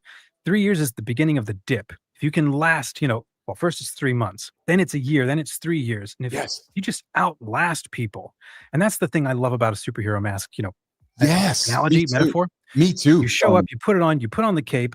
It's going to suck, but I'm going to do this for like X number of days, X number of years. and I've created a specific way that I'm going to do it. So I can count on that. I can partition that attention, that energy, and then I can keep showing up and just keep doing that as best as I can. You know, I'm a human and all of this, Yes. right? But then you just do it for a long time. Well, look Things what that you're matter seeing. most are the things you sacrifice for. Yeah, look what you're seeing here. I don't walk around my whole life with these sunglasses on or the hat all. But it's a show, isn't it? There's brand equity being built in this, right? And that's why I'm talking about the branding side. I love your superhero analogy, right? It's and I think the power of a brand staying here is showing customers consistency, time and time and time again, right? I think of a great, brilliant branding exercise when KFC in Britain ran out of chicken and they owned it. Remember that story a couple years ago? They ran out of chicken. I didn't hear that one. No. So KFC ran out of chicken and in Britain, and they your fucking chicken company, you ran out of chicken? And they're like, yeah, we did. And you know what they did? In the next day's newspaper, they ran a big full page ad and said FCK was the ad. They take KFC, turned it around and went, fuck, we ran out of chicken. That's funny. It's brilliant because what it did though to you and I as the customer, they owned it. It was consistent. It was relatable. It was like, yeah, we ran out of chicken. Right. And I loved it. But that's brand equity, isn't it, Dominic? And that's just to you as the customer, you probably kind of shrug it off. You laugh. You go back to KFC next day. They have chicken because they've built trust with you. And you know what I'm getting at? And there's power. Like that. It only makes sense because they were consistent. It's like when you're watching a TV show, like I grew up on Stargate, right? Yeah. I love the show because the characters, then they always throw these funny, offbeat episodes where the characters body swap. Right? Yes. And that episode is only funny because you know who the characters are through all of the rest of the experiences of them across the rest of the seasons. Same thing with KFC. That ad only landed because they've been so consistent. That's exactly about their right. Brand. That's exactly right. That's exactly it. Dominic, why do you think powerful, fun storytelling is critical for a lasting brand? So look, there are all kinds of brands, right? I think that there are pop-up brands like, the ones selling glasses at the strip mall. It's like brand. It's not built to last. It's built to make a quick buck. It's a short thing you need. There are mom and pop businesses or something that show up on the side of the road. It's like there for 10 years or something. I'm interested in the kind of brand that really endures. I'm interested in the kind of brand that's a saga. That's why I call it that, because I love that. I love the stories, right? Yes. I love storytelling. And I forgot the question. You're going to have to bring me back to it already. Why do you think powerful, fun storytelling is critical? Okay. For a lasting because brand? of this, it involves other people. Okay. Ton of branding. So Donald Miller with Story Brand, right? He gets up and he waves his Story Brand book around. He goes, everybody, you need to realize you are not the hero of your story, of your brand. Your customer is. You are here to serve them. You are Yoda. You are Gandalf. Help them achieve what they want out of life, and they will give you money for it. And so I'm walking into that thinking, well, I agree up to a point. I think you also have a valuable story stake and a part of this. Batman doesn't go, I'm nothing. I'm only here for the good of Gotham. Batman's like, heck no, I have something I believe in. I'm here. I'm going to keep doing it. My story matters. And I'm going to empower you because me sharing my story, it connects with you, empowers you. Maybe you take some life from that story to start doing something more with your life. So I'm thinking the beauty of a saga versus a story brand. Like if I were to go saga brand, I'll never, get as big as Donald Miller, obviously. Maybe I will, who knows? But a saga is something where a leader gets up and goes, there's a massive dramatic problem that we need to solve in life. And great adventures always call together great teams and fellowships. And along the way, we end up generating a ton of stories. We end up doing a ton of things. So I'm going to get out in front of everybody. I'm going to start taking the hits and the risks and finding out what we need to do. And I'm going to send back, from the front lines, all of the stuff that you're going to need so that you can get up and start doing whatever dramatic good you can do in your life too. And there are a ton of brands that are out there that are like that. There are these visionary founders and so on, where they're not just building a quick sort of pop-up thing where they want to, do a small amount of good. They're actually creating the kinds of brands that are massive story engines, where the people who align with them and who get on board with them or give money to them or start working with them also have old stories and wonderful things that happen in their life. So a saga is a bigger kind of brand. And because you can involve a lot more people, it's like a great journey, a great adventure. because more of us get involved, there is a chance it can endure longer. There's a greater trust that can be built out of it because you're not trying to hack, credibility. Yeah. You can be straight up honest. This is who I am. I'm not hiding that. Look at the number of people who are following along. Let's do an insane amount of good together. I love your nonstop cultural references to culture and pop culture. I love it. I gotta suspect we're similar. You're probably a few years younger than I am, but I'm suspecting we're in 37. Yeah. Okay. You're not good for you, brother. Yeah. I love the references to pop culture, and I can see that it's a big part of your life. But Dominic, you host a writing community for fiction authors. Mm-hmm. What's one surprising lesson that fiction authors have taught you about branding? Hot seat there. One question or thing fiction authors have taught me about branding. And I bring it up, branding just thinking about it, because it's very similar to some of the to the culture references, right? So, Bruce Wayne and Batman, and it's like all that is fiction, right? Yeah. So as I'm hearing you talk, I got to think there must be nuggets of lessons you've learned from those cultural references or other writers. So light bulb went on in my head when I realized business branding is the same thing as writing an adventure fiction novel. There's a show called Food Network Star. I was watching it with my wife about 12 years ago. Okay. I had never really understood branding until I watched that show. And then just this light bulb went on. I'm like, oh, that's what it is. You're taking a stand for something. You're identifying who you are, who you're not. Yeah. You're creating a very specific superhero mask for yourself. And then I'm realizing, heck, I understand storytelling. I've been doing it ever since I was like 12, 13. Yeah. I've been writing since then. And I love, we love going to the movies. And the major thing about the hero's journey is that a hero is somebody who wants something and is prepared to go and do something about it, and inevitably faces obstacles they have to overcome. And so then the question is, who are you? What kind of person are you? Do you flake when the going gets tough, or do you overcome it? Or do you pull together a team of friends to help you accomplish the goal? And so started getting into business, and I was working for agencies and stuff, and realized, heck, all of these people showing up have incredible stories that they're telling. And some of them are like really small and intimate and still powerful. And some are like massive, and they're like doing like, I don't know, automated lockers for big football games and stuff. But each one of them is doing this thing because they deeply believed it. Once you get past all the ones who are doing it only for the money, because they will do anything for money. And so those are not the kind of people I want to work with. It's the ones who actually have the staying power for the story. And that's when I realized it's got a character, you got problems, you got a goal to reach, and then there's an adventure that you go on, and you're inviting other people to join you. That's what I write in my novels. That's what my fiction community is training ourselves to learn how to do, is like, what are the mechanics of telling a great story people want to hear and listen? There's a reason why Netflix and Marvel is raking in billions. And there's a reason why the brands that are out there that are doing insanely well, especially with the general public, are the ones that tell a good story really well. And they're compelling about it. Yeah. Dominic DeSouza, the founder of Saga brand, dedicated to building personal brands for busy founders and hosting a writing community for fiction authors. He's a fiction author himself, self-published at age 13, and leverages 20 plus years of marketing, design, and narrative expertise. Dominic emphasizes that impactful branding is storytelling, not just visuals, logos, or slogans. He recently authored the book Start Your Saga Brand and enjoys sharing insights through blog posts and long-form YouTube content. We got Nicole Bernard joining us in a couple minutes in the business and branding segment. Dominic, we're going to get to some quick hitters, brother. As I put you on the spot here to wrap up our awesome conversation. Dude, I could talk to you for hours, man. I love this shit. I love it. I love it. Dominic, morning person or late night novelist? Ooh, both, but I have to prioritize mornings.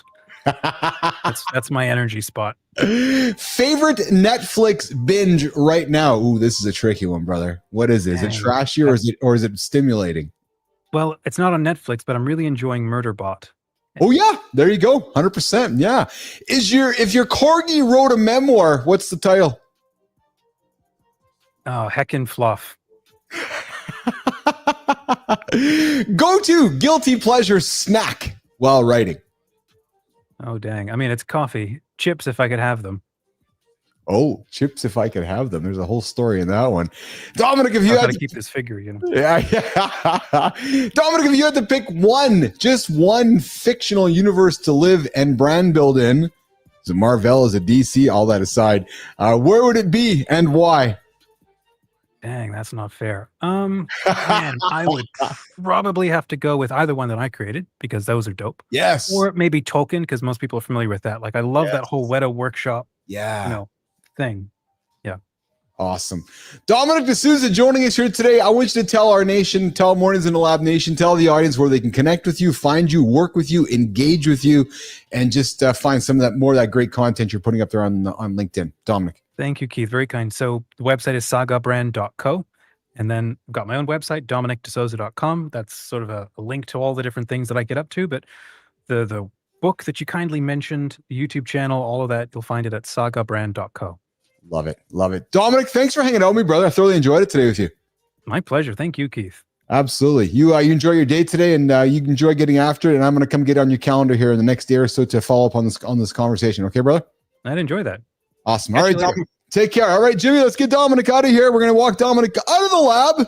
We're going to bring Nicole Bernard here up in a quick minute or so in the business and branding segment. Hey, guys, just a reminder. I learned here, we learned we learned yesterday from our inaugural member, Adam Holroyd, that we have was laughing with Nicole last night in the messaging. We got a community. We got the Mornings in the Lab community right here, guys. It's Circle of Champions. There's 3 levels. I don't know what the first 2 are because I haven't got there yet, but I know the third one. It's called Circle of Champions. It's $15 a month, and Adam joined. So, Holroyd, I appreciate you. And those that also want to join the community, I invite you to join the Mornings in the Lab community on our YouTube page. There's 3 different tiers. You guys can get involved. And what do you get from it? Not too sure yet. We're figuring that out. We're building the airplane as we fly, as we like to say. Most importantly, guys, in my experience as entrepreneurs, we focus too much on getting it right before we launch it. No, that's not how we do it here in the lab.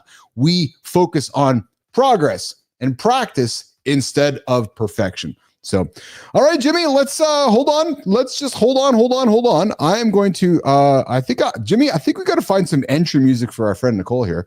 So I'm just going to pick a random button on the board here to see what it sounds like. No, that's too soft. There we go. Jimmy, let's bring her up. The OG. My OG. What's going on, girl? Good morning. How are you? I'm good. Good. It's Tuesday, but it feels like Monday, and It does. So Jimmy, I Nicole doesn't know this, but I got to take a few seconds to throw my friend under the bus this morning, just because she knows how much I love her. But I know Jimmy last week. I'm like, hey, Nicole, we need to get the stuff in advance because we prepared this. We got a business. We got to prepare in advance. So Jimmy, I knock on Nicole's door on Thursday, Friday, and she's busy being a mom. She's busy being a mom, taking care of my mate at the track meet. And then I'm like, okay, you busy being mom. Just do your thing, girl. So I'm just being patient. And as the weekend goes on, she continues being mom. And then I think the long weekend happens, Jimmy. I think the long weekend happens and Nicole's just after the long weekend there. And then last night, Jimmy, I'm sitting back preparing for the show. And I'm like, oh, my friend Nicole hasn't dropped off some stuff for us to talk about yet today. it was in my drafts folder, if it makes you feel like that. When I sent you the text and I saw your response, I knew it. I was like, I bet you she's had it sent or ready to send, just didn't do it. Because I've been the same person as you actually from time to time. Like, oh fuck, I forgot to send it. Right? And like all weekend, I was like, there's something I need to do. But like I got like all client stuff done. Like everything was like off my plate. And that was like the one thing. I was like, that's awesome. I remember. So your business and branding, a brand new segment from Keith and Nicole. We're getting after business and branding content. And the goal here is to chop this up, get it onto the feed and get it out for you guys on a weekly basis. We're going to drop just stuff nuggets for you guys to help get on with your business and get on with life from the business and branding side of things. So Nicole, the first link I had some troubles with, so I'm going to go right to the second one, which is Neil Patel's 2025 marketing budget survey. I think when we worked before together and spent some time, you're a fan of Neil Patel, right? You like his stuff, eh? Yeah. He's solid. He's awesome. Talk about his marketing brand, his marketing budget survey that he's published for, and the key insights, Nicole, that we have from Neil Patel for the 2025 marketing budget survey. Yeah. I thought it was really interesting. Obviously, he went through so many different categories like SEO, organic social, all of that. The 2 that really stuck out to me. So in like the overview is like a lot, they were asking people if they're maintaining, decreasing, or just keeping the same. And a lot of them were kind of like maintaining, but the 2 that really stuck out was organic social media. Yes. 58% said they were decreasing their budget due to like declining reach and any ROI. So I was like, that is going to be really interesting to see what happens soon. Like if that opens up more opportunity because people are going to be posting a lot less. I don't know. I don't know if it will or not, or if like that'll change the algorithm if like they see people are not really, you know, posting as much as they were. So that's one to, you know, think about. And then the other one, 97% of people are increasing their budget for AEO, so AI optimization. Yes. So, you know, for like ChatGPT Yes. and all that stuff. You know, I mean, we can't go a day. I mean, AI, you know, and all the trends, not trends, but like it is in our life everywhere. And so I wasn't surprised that so many people are going to be increasing their budget for that. But yeah, the one it was just interesting. The one that did not surprise me, I think more so reinforced what we're seeing, Nicole, was that 81% of marketers are increasing budgets around events and real-time. Yes, and community building. Building, right? Mm-hmm. So in a world of AI-driven slop and content, this idea of return to in-person events, now maybe not necessarily physical, but community building, right? So smaller groups of people. And it's funny because I was reading a story this morning, Zuckerberg's recent testimony over the last couple of weeks over at in Congress there, but how even Meta is admitting under oath that, you know, social media is quote unquote dead in many ways, and that communities and smaller messaging factions are really where it's at. Yeah, totally. And I think, you know, we still kind of use social media to kind of like just a little research, maybe a little awareness, but the engagement is not where it was. And people are looking for those communities where they can actually engage with them, whether it's really in person or, you know, like online. So what were your thoughts on podcasting, influencer marketing, and CTV? It looks like there's some increased budget spend, or I'm sorry, there's emerging channels around there that are seeing some significant increases as well. Any thoughts on that from clients? Yeah, no, I mean, I don't think podcasting is going anywhere. I can't remember what the projected like budget or not budget, but like whatever, how much it makes in the next few years. Like it's still going through the roof. I do think people are going to learn, and myself included, having to put it with video as well. Like, you know, some people do just like the audio, but people still want to see and be able to consume different ways. So yeah, I'm not surprised by that at all. Influencer marketing, I think, has always, you know, like it's always been around, and I think people went really far on like the really big celebrities. So I think it'll kind of come back to like those micro nano influencers, because you know that credibility, you have someone vouching for you, and so it's almost like instant. It's almost like a referral. You know, they convert at 80%. So yeah, I don't think that's going anywhere either, because that also kind of builds into that community. You know, they're already their community's following them. So yeah. And I guess what we're seeing is that most marketers are optimistic as we go through this year. Majority are planning to maintain or increase marketing budgets. The focus is on adapting to new channels, whether it's AI or AIO, CTV, podcasting. Nicole, what do you say to somebody leaning on podcasts for a quick second? And I always like when Ryan Sullivan answers this. Obviously, I'm a big fan of Sullivan. He's got a great podcasting company. To folks that are like, well, what's the ROI on a podcast? How do you answer that question to somebody coming to you? Yeah, I mean, I think it depends on their goals. You know, I mean, are they, you know, really trying to just create awareness? Are they trying, you know, and it depends too, like what kind of podcast you're gonna have. Do you interview someone? Are you trying to grow your network? Like, you know, are you trying to send someone to your, you know, your lead magnet or to buy from you? I think it really just depends on your goals. But I do think podcasting is a great way to, you know, for many different goals that you're trying to get, especially, you know, creating that sense of community as well. Like you get to meet a lot of people if you do the interviews, and then they spread their information again to their communities. So yeah, I think it depends on your goals. Awesome. Let's switch to Google I/O. Google I/O was last week, 2025, unveiling a wide range of new products, features, and AI advancements across its ecosystem. Nicole, what stood out to you when you grabbed this story for us to talk about around what happened last week around what Google announced? Yeah, I mean, I honestly didn't even know half the words or the programs that it mentioned. But I think, you know, the obvious, like we just said with AI, like the biggest takeaway is how much they are leaning into increasing and improving all of, you know, Gemini, like the whole ecosystem, you know, all the creativity like tools and developer tools, because, you know, UX or user experience is going to be a big focus, I feel like. So yeah, I mean, I think that was the biggest takeaway. Like they are going all in. Very clear to me as well. You know, as I watched their event last week and looked at the highlights, it was clear to me that they're playing catch up with ChatGPT. So actually, interesting story for you. ChatGPT last week surpassed TikTok as the most downloaded application in the United States. Wow. I'm not surprised, but that just tells you Gen Z, very much leaning into Chat GPT. So I was not surprised when I saw the Google stuff announced last week that AI is weaving into everything. I'm going to suggest to you over the next 10 years, Nicole, we're going to see less of the word Google and more of the word Gemini. You're going to see, I think as a marketer to marketer, we are going to see a branding shift away from Googling to Gemini. And what also struck for me too, kid, if I can call you that, is that I also saw that, what's being consistent, Nicole, is the pro plan for ChatGPT is $200 a month. The pro plan for Manus is $200 a month. The pro plan for Gemini Ultra is $200 a month. So it's clear that the industry is lining up on this $200 a month pro plan for their ultra, their higher end AI tiers. Definitely. And do you use Gemini at all? I don't have an experience. Okay, it keeps popping up in like my Gmail and like other little like my Google Docs and stuff. I'm like, whoa, where did you come from?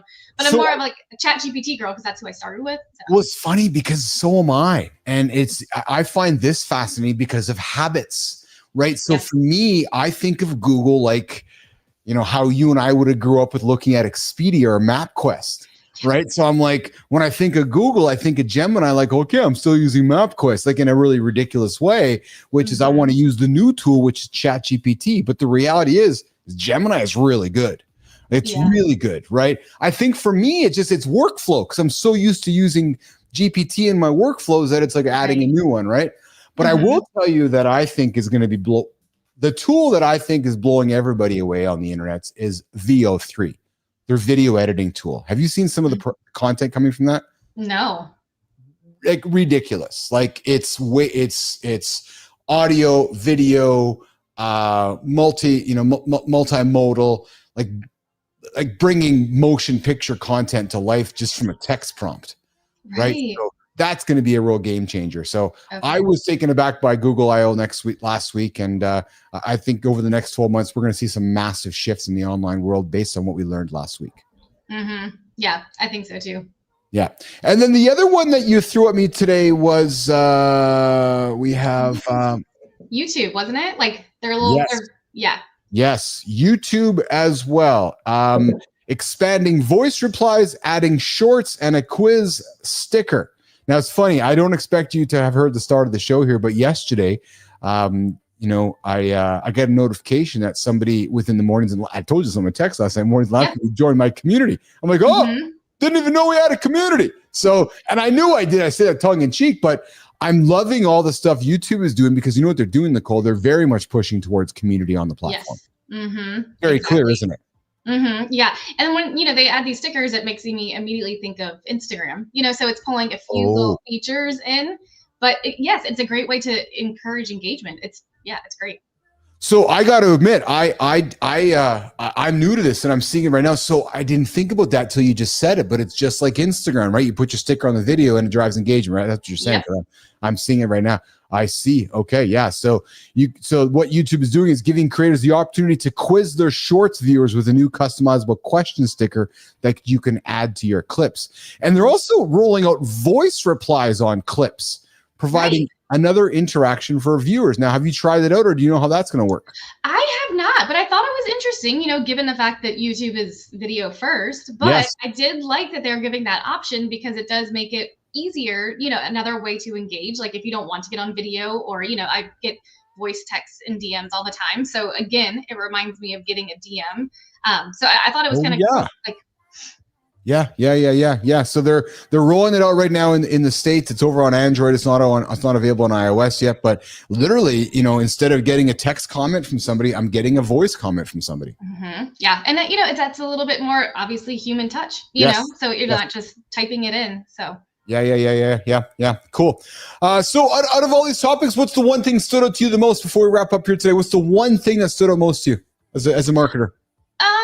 I really loved the Neil Patel one. Just I love seeing all those stats and going through all of them.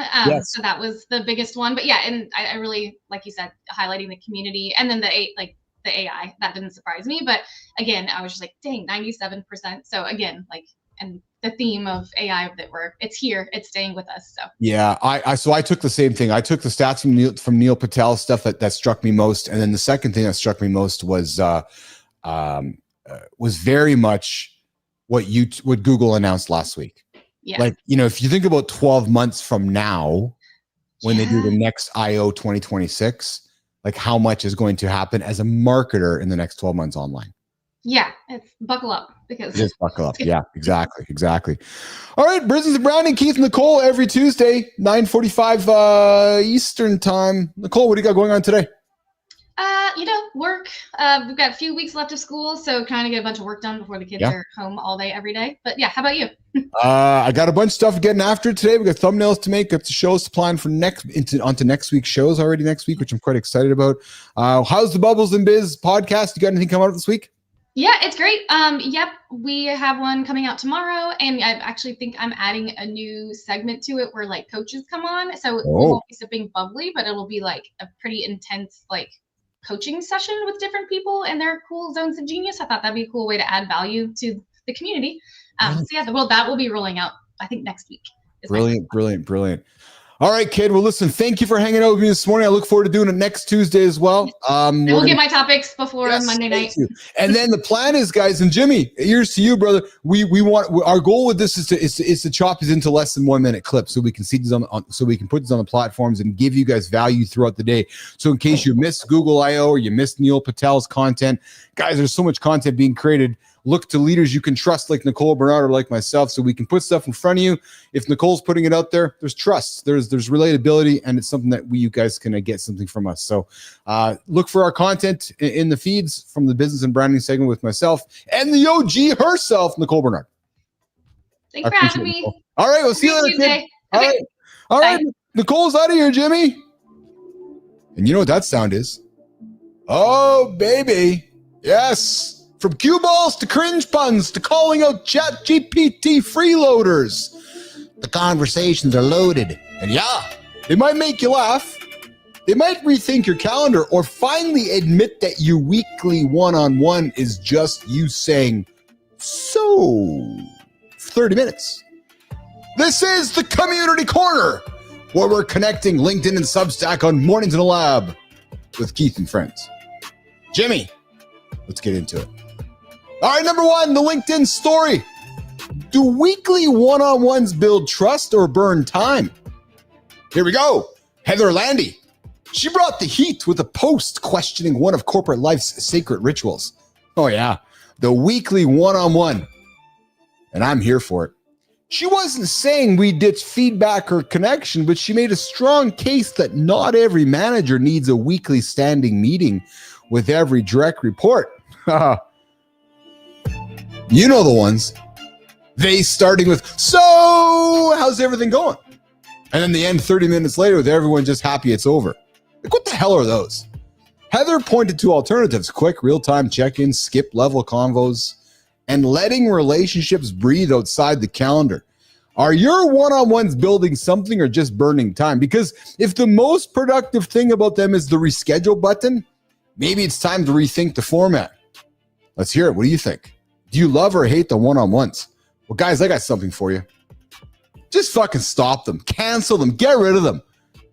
Heather's got a point. One-on-ones are a massive waste of fucking time. True story. Because if it's that important, you wouldn't schedule a one-on-one. You'd meet with them right now. Remove the friction. Have conversation. Set the goals. Get after it. Don't just write down we got the one-on-one this week. Why? I don't know. Because that's just what we do. What are we talking about? I don't know. We're going to have a kumbaya. 30 minutes go by. You haven't fucking moved anything forward. You just have a kumbaya. You've wasted time. All right. Number two. Are you afraid that people will find out you're faking it? They already know. True story. Payman Milani hit a nerve with this one on LinkedIn. He said, here's what happens when you finally do that scary thing. Your biggest fear comes true. Not exactly motivational poster stuff, right? But then he drops the real punches. People will find out you're human. That you're figuring out as you go, just like this show. Yeah, so we got a community going on. And some guy's like, yeah, I'm in your community. I'm paying you for it. What am I getting from it? I don't know. I actually figure it out as we go. That's the truth. I'm not hiding behind nothing over here. I don't have all the answers. Just like Payman Milani talks. And instead of that ruining everything, it actually unlocks something. I'm telling you the truth. I'm giving you humanity. I'm not hiding from nothing. I'm learning. I'm realizing that no one actually climbs without wobbling. You're watching it right in front of you. I'm wobbling every single day. But my wobbling is actually climbing right in front of you guys. Maybe the moment that people see through you is the moment they finally trust you. Yeah, there's that word trust. We build it every single day here, 8 o'clock Eastern time, LinkedIn, YouTube, and X. Because now when people tune in, they're not looking at some mask. They're looking at me every single day. And what's one thing you've been scared to start because you thought people would find out or judge you? Fuck the judgment. Fuck the finding out. Be yourself. Get up, get after it. Don't worry about what anybody else thinks. If you're faking it, tell everybody you're faking it. Be honest. Number 3, Jimmy. This guy shaved his head and he exposed the lie. We tell about it. Jason Lorber went full cue ball voluntarily. Now, yeah, it's a post about shaving your head, but it's actually about what we tell ourselves about change. Jason says, the bald truth is, even when you choose it, change is still hard. That line right there, that's it. We think that just because we decide to do something, it's supposed to feel clean. It's supposed to be confident, fully baked. But the reality is, even the changes we want can still make us feel awkward, exposed, and uncertain. And Jason's post hit that weird middle space perfectly, where you're owning your decision and still kind of freaking out inside. So I'll ask you this, nation. What's your chance? What's your change that you choose but you didn't expect to be this uncomfortable? Let's talk about it. Let me know. What is it? What's the change you're choosing? Jimmy, let's pivot over to Substack. Let's move the train over to Substack. Inside.bappel.ai. Behind the scenes, how we're building this, baby. Why dad jokes might be the real glue holding us together. Haha, of course they are. Here's a sentence I didn't think I'd say on this show. We need more dad jokes. Yeah, true story. Yeah, I said it. Yeah, the crew over at Weed Humor. Did they say weed? Put out a piece of breaking down why these grown-worthy punchlines are secretly gold. They're low stakes, high connection, no edge, no politics, just simple, predictable setups, followed by absolutely awful but oddly comforting puns. They cringe, but they're safe. And in a world where everyone's walking on eggshells, wondering what color that person's wearing, is it blue, is it red, is it purple? Maybe a dumb joke about a snail in a bar is exactly the tension breaker we need. When was the last time you dropped a dad joke that brought the room together? Or do you keep those in the vault like a quality pleasure? I invite you to drop your best or worst dad jokes in the comments. Let me know. Don't keep the dad jokes in. Don't keep the mom jokes in. Put them on the table. Let's talk about them. Number 2 on the list. You still trying to make it better into chat GPTs? Well, that's why it sucks. I'll admit it, I've done it too. You've probably done it. You've all opened up the chat GPT, dropped in some half-baked sentence and typed the magic words, make it better. And then what? You get back something, what, cleaner, smoother, and totally useless? Yeah. Camille Bank from AI Adopters Club just came out with a killer Substack that says when we've all been thinking vague prompts equal vague results, you know, shit in, shit out. But instead of just calling us out, they gave actual templates that work, like the story enhancement prompt or the personality alignment prompt. This is real fill in the blank superpower, baby. It's not about asking AI to do your thinking. It's about teaching it how to think. What do you use ChatGPT for? Let us know in the comments. How do you use it effectively? And then finally, last but absolutely not least, rest isn't laziness. No, you got to get after rest. Joy isn't a luxury. Grief isn't a weakness. Jen from Divergent Talent Alchemist dropped a Substack that cuts through the noise. You don't have to perform wellness. You don't have to earn rest. Grief isn't weakness. Joy isn't some bonus prize. No. And the biggest one, worthiness isn't something you prove. It's something you live. We've been trained to treat feelings like transactions. And if you can't feel joy unless you've suffered enough, it's as if rest only counts if you've hit your productivity quota. Jen calls bullshit on all of it. She says life wasn't meant to be optimized. Oh, I don't know about that, Jen. I might argue with that one. It was meant to be felt. That's what I agree with. Now over to you, nation. What feelings have you been avoiding because it doesn't seem productive? What is it? What is it? Tell me. That's it for today's Community Corner. If you want your story featured, I invite you to follow us on LinkedIn and Substack and tag your next post. We'll pull it up onto the show. And while I did say that's it for the Community Corner, what I meant was this is the pivot over to the Creator Spotlight inside of the Community Corner, where we're going to celebrate two wonderful creators. Our first one coming up on the LinkedIn side of things. It started with a photo he didn't recognize. Double chin, bloated face, the kind of picture that makes you pause. Then pretend you didn't see it, the kind you look away from. That was the moment everything changed for this fellow, because he realized the weight wasn't just physical, it was mental, it was professional, it was internal. He'd been coasting in the gym, in his messages, in his mission in life. So this motherfucker did what most people didn't. He did what most people won't. He got honest. He got clear. And he got to work. This creator put himself out there to solve real problems for leaders who feel like their HR tech is a Frankenstein mess of disconnected systems, for companies stuck with brokers who haven't brought a new idea since 2019, for teams spinning their wheels while costs climb, participation drops. Nation, I invite you to meet Steven Snyder. What's up, Steven? We're bringing the attitude, brother. Former college athlete, benefits expert with 16 years in the game, now one of the clearest voices on LinkedIn for people first employers. And he's helping businesses stop coasting and start leading. I invite you to follow him if you're ready to simplify the complex, speak with clarity, and finally fix the broken parts of your people strategy. So, nation, I invite you to check out Steven Snyder over on LinkedIn. And Steven, here's how it works, my brother. Love to have you on the show. My former college athlete. You're the benefits expert with 16 years in the game. I'd like to have you on the show to celebrate somebody in your orbit so we can give you the creator spotlight and pay it forward in the next Community Corner. All right, Jimmy, let's go to the next one. I'm getting after it. Our next one comes to us from Substack.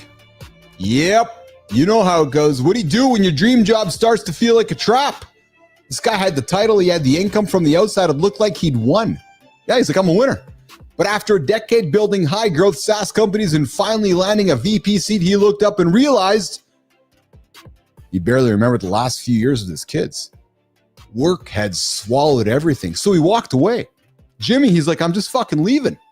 No dramatic plan, no blow up, no plan B, just a quiet decision. I'm going to bet on myself this time. You know what he did? Nation, he started building. Not another startup, not another hustle, a lifestyle business with leverage, flexibility, and long-term upside. And he decided to document the whole thing in public. Mornings in the Lab with Keith and Friends is very pleased to introduce you to Blake Harbour and his Substack Solopreneur from 0 to 1 million. It is one of the most honest, tactical, and empowering newsletters for anyone trying to escape the W-2 treadmill. Blake helps founders build smarter go-to-market systems through fractional sales leadership while building his own portfolio of cash flow businesses on the side. And he shares every win, mistake, and strategy along the way. And here in the lab, we believe in owning your time, your voice, and your path forward. And that's exactly what Blake is doing. So if you've been dreaming of building your own thing, if you felt like success came at the cost of your life, start following this guy who's proving there's another way. And Blake, here's how it works. We're celebrating you today. And we'd love to have you in the lab so we can celebrate somebody in your community and somebody in your orbit, so I can pass you the creator spotlight for the next Community Corner on Mornings in the Lab with Keith and Friends. All right, Jimmy, there we go, brother. Woo, big show. Another big one today. Big one in the books. Just moving some buttons around. We started the show with Rick Martinez, author, Ironman, ghostwriter. Got into it, Dominic DeSouza. We had AJ Zeglen hang out with us. We had Nicole Bernard hang out with us. A lot of great conversations. Rufiu's out there. Lauren's out there. Claudie's out there. Lady Drew's out there. I appreciate all of you guys for hanging out with me this morning in the lab on the only morning show to help you guys get your ass out of bed and get after it. Jimmy, let's set up tomorrow. Tomorrow in the lab. When I learned to delegate, here's what happened. Guys, that may seem like a relatively innocuous topic, but I know for a motherfucking fact, we all struggle with delegation. We all struggle with how to learn to delegate. We all struggle with getting somebody to do stuff. But when it happens, magic happens.